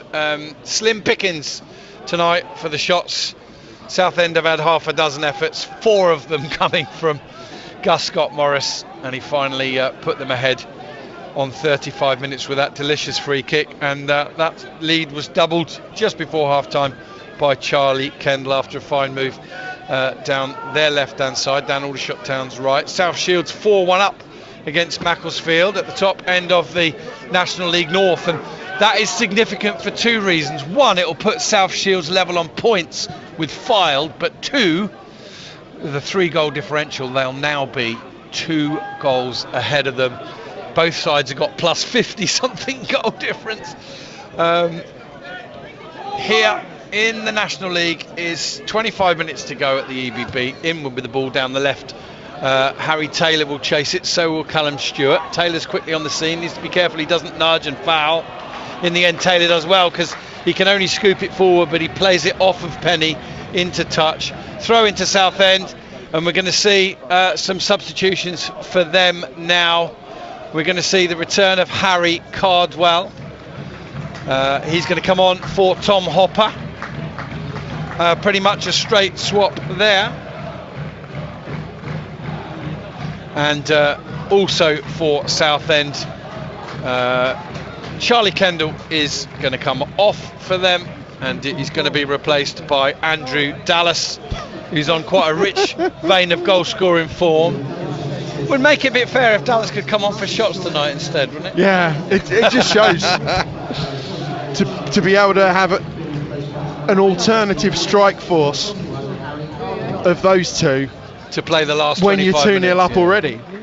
It just shows the ridiculous depth and embarrassment of riches at Kevin Mayer's disposal. You can see that Southend have had a similar level of control over this game in the second half, but in a different sort of way. They've been happy, like Rochdale were here, to be without the ball a little bit more. Nice and strong shape, difficult to break down. And the epitome of that is Gus Scott Morris, who was venturing everywhere in the first half, but has kept pretty robust in the second half. Here's a 1-2 from Southend. Well played, Will Nightingale. Lets it run through to Nash. I want to speak to Ross on that if I can. Ross, just something I'd noticed, I don't know if you have, but Gus Scott Morris, he was wandering all over the place in the first half, bit more disciplined in the second half, just keeping the shape, hasn't he? Yeah, they've almost settled into sort of a 5-4-1 shape, where they're just really, really compact and blocking central spaces, made it really difficult for Aldershot to break down. Aldershot have been better keeping the ball in Southend's defensive half or in Southend's half. However, sort of with the spaces at a premium and no space in behind and very little space in front, it's really, really difficult to get anything. Southend also do look really, really dangerous on the break with the pace that they've got. So it'll be interesting to see how it does pan out in the next 5 or 10 minutes as Aldershot certainly push a few more players forward to try and sort of break down that block. It's Ross McNeely. I'm Rob Worrell. Steve Gibbs is here as well. Your commentary team for tonight. We've got 22 minutes left plus added time, and the scoreline is still as it was at half-time. Aldershot Town 0, Southend United 2. Sliced clearance there from Southend. We have a goal elsewhere in the National League, and it's come from Boston away at Wealdstone at Grosvenor Vale. And Wealdstone in pretty tasty form ahead of those 2 upcoming games against Southend. Should be an excellent FA Trophy final with a really big crowd for non-league finals day, as it was last year. Happier times for Shots, who unfortunately, sadly this season, haven't really been able to kick on from those heady times. Here's Hargreaves rolling the ball into the path of Penny, who's wandering to the edge of the area, sends it inside. Frost's going to try a shot, gets it all wrong, slices it wide, and I think he might have just, as he's let fly with the shot, got caught on the shin as well. Really surprised actually that the crowd is as little as 1,992, and also the visiting fans. I was told that Southend had pre-sold 700 and it's been given as 561. Seems strange to me. That seems a lot more than, there seems more than 2,000 in the ground. There does, and particularly those 3 away sections, the seats, the open terrace, and then underneath the East Bank, you'd guess that there was more than that. And in the home end as well, for about 1,400 home fans and 500 away, as the fag packet maths, then both of those, to my untrained, unprofessional eyes, I would guess that both figures were higher. 100%. And we've experienced it a couple of times this season, Aldershot on the travels, when you look on bewilderment about the number of visiting fans that have been announced. But it's the second time in recent weeks that I've been somewhat underwhelmed by the official number given for the away supporters. I'm pretty sure there's more than that. Here's Aldershot doing really well to pass their way inside their own half. Can they do it in the Southend half? Can they just get something that gives them a foothold in this game to push on? 2-0 Southend. Into the last 20 minutes we go. Hargreaves running towards the edge of the area, tries a shot, not too far wide at all, and Dengendy actually made moves to his left for it. Good effort from Hargreaves. Just the second of the second half and the third of the game, and why not, Steve? Yeah, worth a go. I think probably Dengendy would have had that well covered if it had been anywhere near on target. I suspect from this angle I couldn't really tell, but I suspect that was not as close as we initially hoped. Steve's now watching it replay. It's pretty, always fading wide. Yeah, wide. I think Dengendy just almost sympathetically fell in a effecting a dive. He was never really under any pressure. Yeah, I don't think he's had to make a save tonight. Well, we know he hasn't, because Aldershot have had 3 efforts and he hasn't saved any of them. So Penny wins the ball, gives it straight away. Widrington battles well to try and win it back. Referee says advantage there.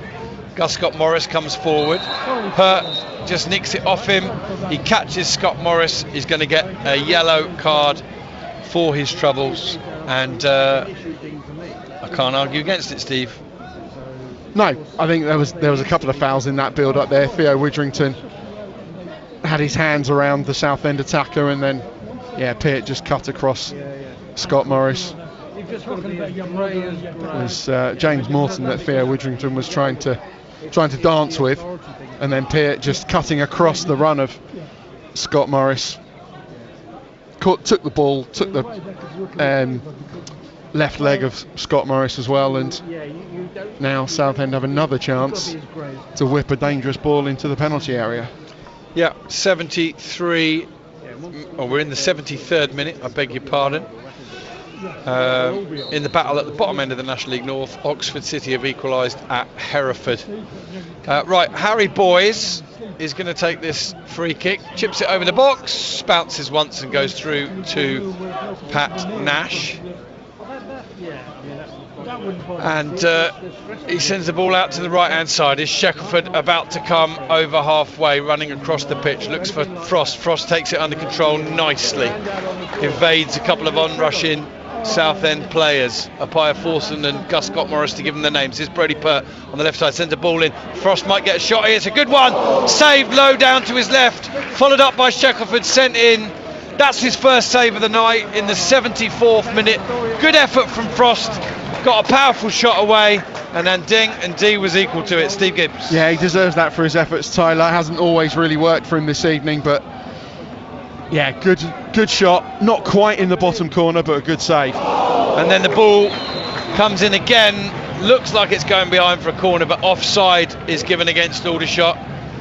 And Josh Barrett, who hasn't had the season that he would have wanted following last year either, but despite 2 or 3 injuries beyond the halfway point of the season, he still remains one of the top assisters in the National League, Steve. Yeah, I think he's been a victim of his own success, really. People expect brilliance from him every week, and when he doesn't deliver it, people think he's slacking, or he's not fit, or he's not as good as he used to be. I wouldn't believe the hype if I was you. No. I would imagine, well, hang on, let's just concentrate on this first, as Gus Scott Morris sends it out to the left side. Harry Boyes chases. Shackelford does really well to win the ball. I'd imagine he's going to come on for Frost, because Frost's playing in the 10, and Frost has hardly played any football of late. We're 75 minutes in, and he's given his absolute all for the cause. Another ball played forward. Callum Stewart caught offside. What do you reckon? Unless you've seen the board, the board hasn't come up. I haven't. Yet. I have no inside information. I was just going to say it's Tyler Frost's first start since the win at Boston in December, just to underline the paucity of opportunity that he's had.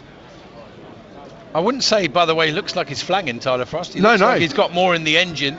I just think he's the most likely substitute, especially given that the 3 other forwards all came on at half time, didn't they? So unless it's one of Hargreaves or Widrington, and Frost could drop back into that defensive role, because you might as well twist. There's no point being conservative. There's no point switching like for like now. No. You've got what is there, 15 minutes left? Yeah, 15. The kitchen sink might as well come on now, otherwise you're still going to lose. It's had to come on a few times lately, the kitchen sink. Yeah, it is. Proves me wrong as usual. Yeah, it is. Penny inside to Tyler Frost. Frost sends it out to the right hand side to Shackelford. He's got a bit of room, a bit of space. Now he finds Warren. Warren will love to cut in and get away a shot if he can. He sends it across to Matt Penny. He shoots, that deflects off of Harry Taylor and behind for a corner. And Steve, I can't recall any other shots corners in this game. Maybe they had one with Widrington. No, this will be their first. Well, when it was and that was a good effort from Matt Penny, just sliced across the line of the ball. I'm not sure whether he was aiming for the near post or the far post initially, but the deflection took it out for a corner. 14 minutes left, shots nil, Southend 2. Corner comes in from Theo Widrington. It's headed behind by another Southend player, Callum Morton, I think, on this occasion. So Aldershot have got a corner followed by another corner, and they'll keep pushing to get a goal scored, followed by another goal. I want to get Ross's thoughts when we get a break in play, or maybe when this substitution is made, on quite what Aldershot are doing to force more in this second half, or is it just Southend being a bit more cautious? In comes the corner, it's gathered and then almost dropped by Ndangandi. He goes to ground. Southend have been awarded a free kick, and Gus Scott Morris is appealing for something more, and Ndangandi's going to stay down, and at some point, well, we'll come to you now, Ross, while Ndangandi gets some treatment. 12 and a half minutes left. Frost does come off and Josh Barrett comes on.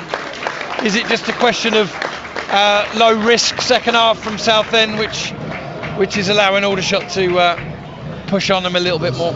Yeah, I mean, they've completely took the foot off the gas. Even when you're looking at them on the break and you're looking for runners and people to join, which, I mean, they were getting Gubbins joining first half, they were getting outside centre backs going overlapping, they were getting Corker running in behind. None of that has been happening. It's almost about just protecting what they have, and they've almost become a little bit complacent and let Aldershot nearly come back into the game. But a point is enough. It feels like that's what they're happy with at the very least, and they've just literally took the foot off their gas. They're camped on the edge of the box. This is where Barrett will be interesting, because they are so deep and they have sort of like stopped that forward attack and that breaking in numbers.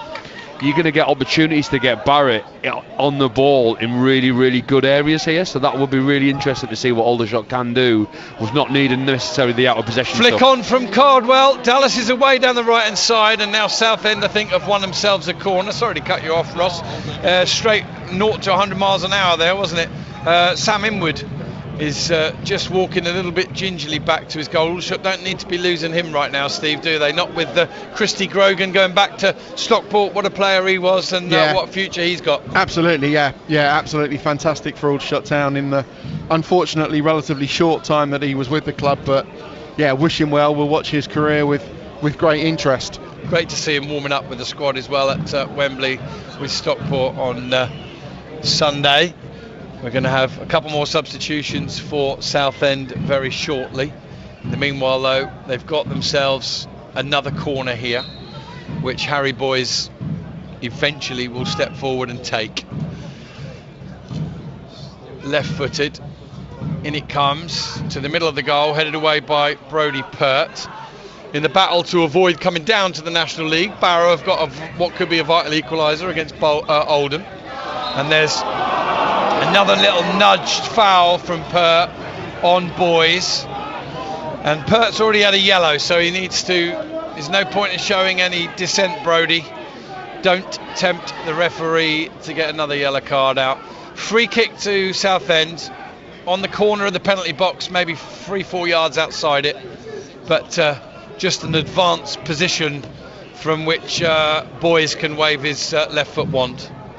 Yeah, his delivery is not quite at his best tonight, but overall his delivery is excellent, and yeah, Southend have managed this second half superbly. In it comes low, cleared away by Penny, picked up by Morton, back out to Harry Boyes. Warren knows he wants to go on his left, but he does get away with his left, and he shoots, and I think he's come closest of anybody all this season to hitting the scoreboard over on the far side. Please don't hit it, Harry, because it fails regularly enough as it is without giving it a right old shake. Yeah, I don't think Dean Wood will appreciate having to shell out even more money to repair that. Well, Aldershot have brought on their number 10, and Southend United are going to do the same now. Sam Austin is going to come on for Coker.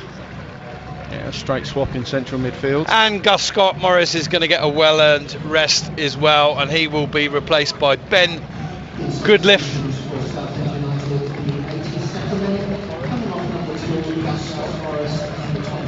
as we say, in those two previous changes and these two, Southend, who frankly are cruising to the win here without getting out of second gear in this second half, can afford to rest a few players and give a few more players minutes, Steve. Yeah, I think they've managed the second half really well. It's been game management, energy conservation. What they have, they hold, and that's been more than enough. Yes, Aldershot Town have come back into it, and I think partly Aldershot Town have lifted it, but Southend have had them exactly where they want them from very early on in this game. Here's a ball forward from shots cut out nicely by Morton, threads the ball out to the right hand side. Cardwell, heavy touch and really good competitive positioning from Sam Inwood.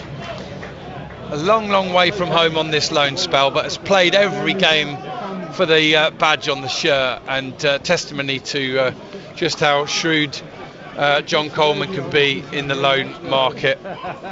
Can't knock Inwood at all.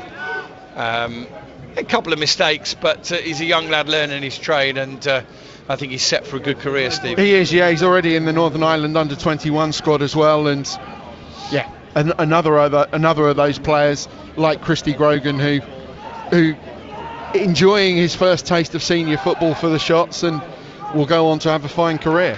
Here's Theo Widrington jogging forward unopposed at the minute across the halfway line, sends it out to the left side and finds Penny. Penny's up against the Pyre force and sends it inside to Josh Barrett. Barrett back to Penny. Penny wanders inside. Now Inwood. Inwood tries a ball, just praising him up, and then he goes and plays an aimless through ball straight behind the goal. Commentators curse. Goal kick to Southend. 7 minutes left. Shots nil. Southend 2. This game is, you fear, pretty much done and dusted. Harry Taylor is the new Southend right wing back, one of the many positions in which he is adept, more as a right back than Gus Scott Morris's version of the marauding right wing back. But yeah, it is, as we've said already, safety first, defence first from Southend now, and that's going to be more than enough to see them through to the final whistle. Theo Widrington foul just inside his own half. 6.25 minutes to go. Referee says to Inwood, no, don't take it there, it's 10 yards in front of that. And then he takes it 5 yards, and now the referee says the ball's moving.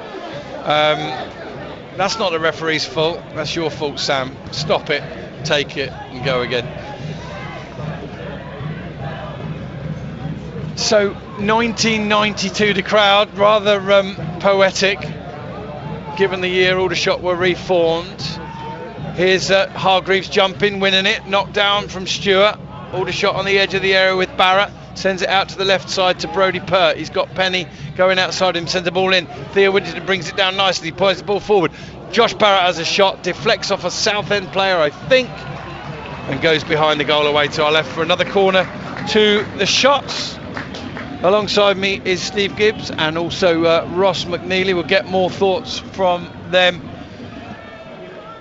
Ross, well, you can both pick your Aldershot Town man of the match, or if you like, Steve, you can pick the Aldershot Town man of the match and Ross can pick the Southend one tonight. And it comes from Barrett, headed back behind again, so another corner for the Shots, who, the one thing you can never label against this Aldershot Town side under Tommy Widrington or John Coleman, they never give up try. And here is Barrett drifting to the edge of the area, sends a little ball in, header down, oh, wonderful save, squared back across the goal, straight to Andeng and D. And I think it might have been Charlie Warren, maybe one of you guys can confirm, but it was a good save. Andeng and D being called into action twice in the latter stages, and he has not been found wanting. No, that's the sign of a good goalkeeper. Being underemployed for most of the 90 minutes, but keeping your concentration. And yeah, that was a good save. Not quite sure who did win the header. The replay is about to come up. Josh Barrett whipping the ball in to the far post, and it was Charlie Warren, the furthest player in that crowded 6-yard box, and then Ndeng and D making the strong save. Unfortunately, Theo Widrington in the end was trying to put it back into the danger area, have a shot, a little more than the back pass, but the initial effort from Warren was good. Here's Barrett arrowing a ball out to the left-hand side to Pert, who looks to get past Taylor but can't, and now he can at the second attempt. Taylor comes back again though. Great battle that. Back to Barrett. Barrett sends the ball on the floor to Callum Stewart, twisting, turning, getting away. He's fouled. Free kick to Aldershot now in position A, the exact position from where Gus Scott Morris scored from in the first half. Can Josh Barrett, who hasn't played much lately, certainly hasn't taken many free kicks lately, do what Gus Scott Morris did in the first half? 86 and 3/4 minutes gone, Steve. Yeah, it's not position A, it's position JB. Exactly that. Chelmsford have equalised at Hornchurch. Cracking game there. It's 3-3, and it's Barrow 2, Oldham 2 at the bottom end of the League 2. Aldershot just waiting at the minute. They've got is that Gus Scott Morris? No, he's gone off. Oh, he's gone off. Somebody is the draft excluder. Yeah, we have a draft behind excluder. the Southend wall. Somebody with a number 2 on their shirt as part of it. Barrow 3, Oldham 2. What a big win that could be for Barrow. Please win, Barrow. We don't want you coming down to the National League. I don't want to go up to Barrow again. Please, no. Please. Okay. Shots nil, Southend 2. And we're clutching at straws here from an Aldershot Town point of view. But we could be in for a spicy finish if Josh Barrett can produce something here. Matt Penny stood over it as well. Southend with 5 in the wall, and a draft excluder comes in, hits the wall, cleared away as far as Shackelford. Shackelford out to the right hand side to Pert. Pert finds Hargreaves, and sadly it's another set piece that goes begging for Aldershot Town amongst many this season. Here's Penny drifting out to the left hand side to Barrett. Barrett sends a ball in, cleared away by Southend into touch. It's now Hereford 1, Oxford City 2, and that a win there could put Oxford City safe. Meanwhile here at the EBB, Southend United are 90 seconds plus added time away from 3 points. Only 1 required to secure their playoff place, so we're going to have some celebrations here over the far side of the EBB. And another 5th and final substitution for Southend going to take place in a minute. Chambers Parallon is going to come on for them. The former Slough Town player. Ball out to the left side for Aldershot to Matt Penny. Penny inside to Barrett. Barrett to Inwood.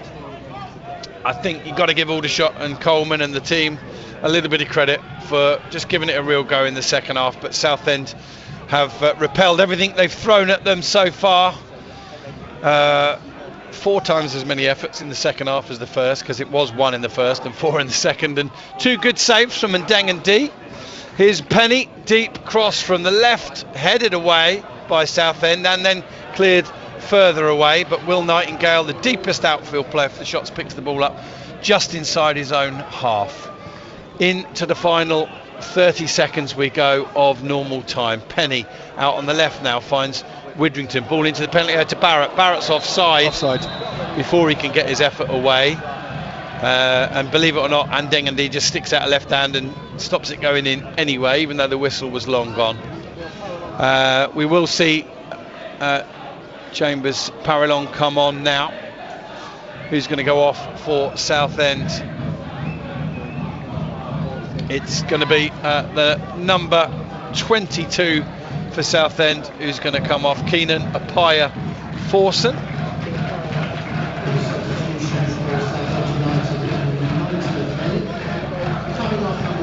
Pretty much a straight swap again. It is, yeah. 4 added. I think once again, energy management, energy conservation, just giving Chambers Parallon, who's been out briefly with a bit of an injury, just trying to get everybody up to a good level of fitness for Kevin Mayer as they go into the final stages of the season. Southend are about to join the likes of Carlisle, York and Rochdale, who've come here in the last couple of months and beaten Aldershot 2-0. I think one of them might have been 2-1, but 3 2-0s against teams in the top 7. And Southend, as we say, will have designs on 6th or 5th place, and they might get a 3rd goal here. They're not going to, because it's going to be offside. But boy, how some of those players coming on and coming back from injury knocks, particularly in the case of Harry Cardwell. Sam Austin is well in midfield there, and Andrew Dallas, who'd just like to keep his goals tally ticking over. We'd love to get a third for Southend, but they'll take 2-0 if that's what it is. And an aimless ball across the pitch from Aldershot disappears into touch. Throw into Southend. We haven't heard from you for a little while, Ross. It's gradually fizzling out. Anything new to add from a tactical or technical point of view? No, not really. I mean, other than the fact that Southend have took the foot off the gas so much, they've conceded so much control and so much territory that they've almost nearly sort of like shot themselves in the foot at times. And Aldershot have given it a really, really good go. Josh Barrett's helped loads. He's drifted out on this left-hand side, got a couple of really, really good balls in the box. Almost similar to what sort of Southend were doing with Coker in the first half, and they've got a bit of success with it. He's offered really a lot in the final third, so that's certainly helped a lot. But I think Southend have probably been a little bit of caused their own problems by defending so deep, and almost the best form of sort of like defence can be attacking sometimes, and they were much better for it when they were keeping the ball, doing their rotations and being on the front foot, and they've been a bit worse for it, or a bit more open even so. That's Ross McNeely. Shots nil, Southend 2. Southend just giving the ball away here. They've kept it in really well. Austin sends it inside. That's a late tackle from Sam Inwood, and I think that's going to be a yellow card for Sam Inwood. It's going to be a red card, and the referee considers that was out of control on Austin, who's still on the floor. Seems a tad harsh to me, but we'll get the opinion of Steve Gibbs and Ross McNeely in just a minute as they watch get a second look at it, but it won't be as good as the view they'll have had with their own eyes because it's right in front of us. It was late from Inwood and pretty heavy too, and Inwood trying to go over and appeal to the referee, but referees don't tend to change their minds once they've shown yellow cards. Your thoughts, Steve? It was late, it was heavy. I can't even bring out my well-worn phrase, he got there as quick as he could, because he didn't even get there as quick as he could. My initial instinct was definite yellow, possibly an orange, but if you make that sort of tackle, you can't really argue with the referee making that decision, because it was unnecessary. Ross, what was your opinion? Yeah, I got to agree with Steve. I don't think it was a red. It is late. I assume the referees deemed that to be out of control and maybe a little bit high, but I mean, we see a lot of those sort of like late challenges come in. It's a bit reckless. They probably doesn't need to do it so late. You're obviously going to miss the next couple of games as well. Three. So not the next 3 games, not ideal. So season done. Yeah. That's mad. And Aldershot have just lost another centre back in Christy Grogan going back to Stockport. So they'll have to come up with a different plan on Saturday away at Brackley and then at home to Truro. Here's Southend looking to put a bit of gloss on the finish. Ball into the penalty area. Chambers Parallon shoots. Pinged up in the air from Nash. A good moment for Nash. Difficult one for Chambers Parallon, who thought he'd put a third goal in there for Southend. In the end, Nash helped a little bit by the woodwork surrounding him. Nevertheless, a good instinctive reaction save from Pat Nash, who's not done a lot wrong tonight. There's a huge clearance forward, and Southend, well done, Golding. He's headed it to where Gubbins is. Gubbins has put a tired ball out to the out of play on the left-hand side, but the final whistle has gone here at the EBB. Congratulations to Southend, who have now mathematically qualified for the 25-26 playoffs. They remain in 7th place for now, but they can push on and attack Scunthorpe and Forest Green ahead of them. For Aldershot Town, it's another blank, sadly, the 3rd on the trot under John Coleman in this last month. Just 1 win in the last 10 games now, and at home, Steve, it's 1 draw and 6 defeats in the last 7. Not a pretty sight. It's not, no. There are mitigating circumstances when you look at the opposition in that run, either in the top 6 or 7 in the National League or in excellent form in Gateshead's case. But once again, the limitations of Aldershot Town exposed in pretty stark fashion. Yes, they gave it a go. The official stats on DAZN show that the shots had 9 efforts on target to Southend's 8, 2 on target to Southend's 3. But even without Leon Powellon's final effort there, which probably deserved a goal for the quick footwork that created the chances, even though it was only 2-0, those stats don't tell the whole story. Southend very much in control from the opening few minutes. They easily got the measure of Aldershot Town, cruised to victory really impressively, conserved their energy in the second half, and yes, maybe let the shots back into it, but I think always had them at arm's length. The shots didn't give up, but second best is probably the best you can say. I'll come back to you one more time, Steve, in a moment for your man of the match, but with his thoughts on the match as a whole, and I think we should not just say your thoughts on Aldershot, but congratulations to the victors. They look in prime condition, Ross. Strength in depth as well. Yeah, I mean, Southend look really good. I'll be if they're going to go into the playoffs in that form, they're going to be a real problem for anybody. They look like a real threat going forward. Like I said, we can, and all sort of like 4 phases of the game, they're excellent. They're really good on the possession. They're really good out of possession, and they work really, really well together. They're a really, really tight-knit group, really good squad of players. So it'll be interesting to see how far they can go in the playoffs, and I think they'll cause a lot of teams problems.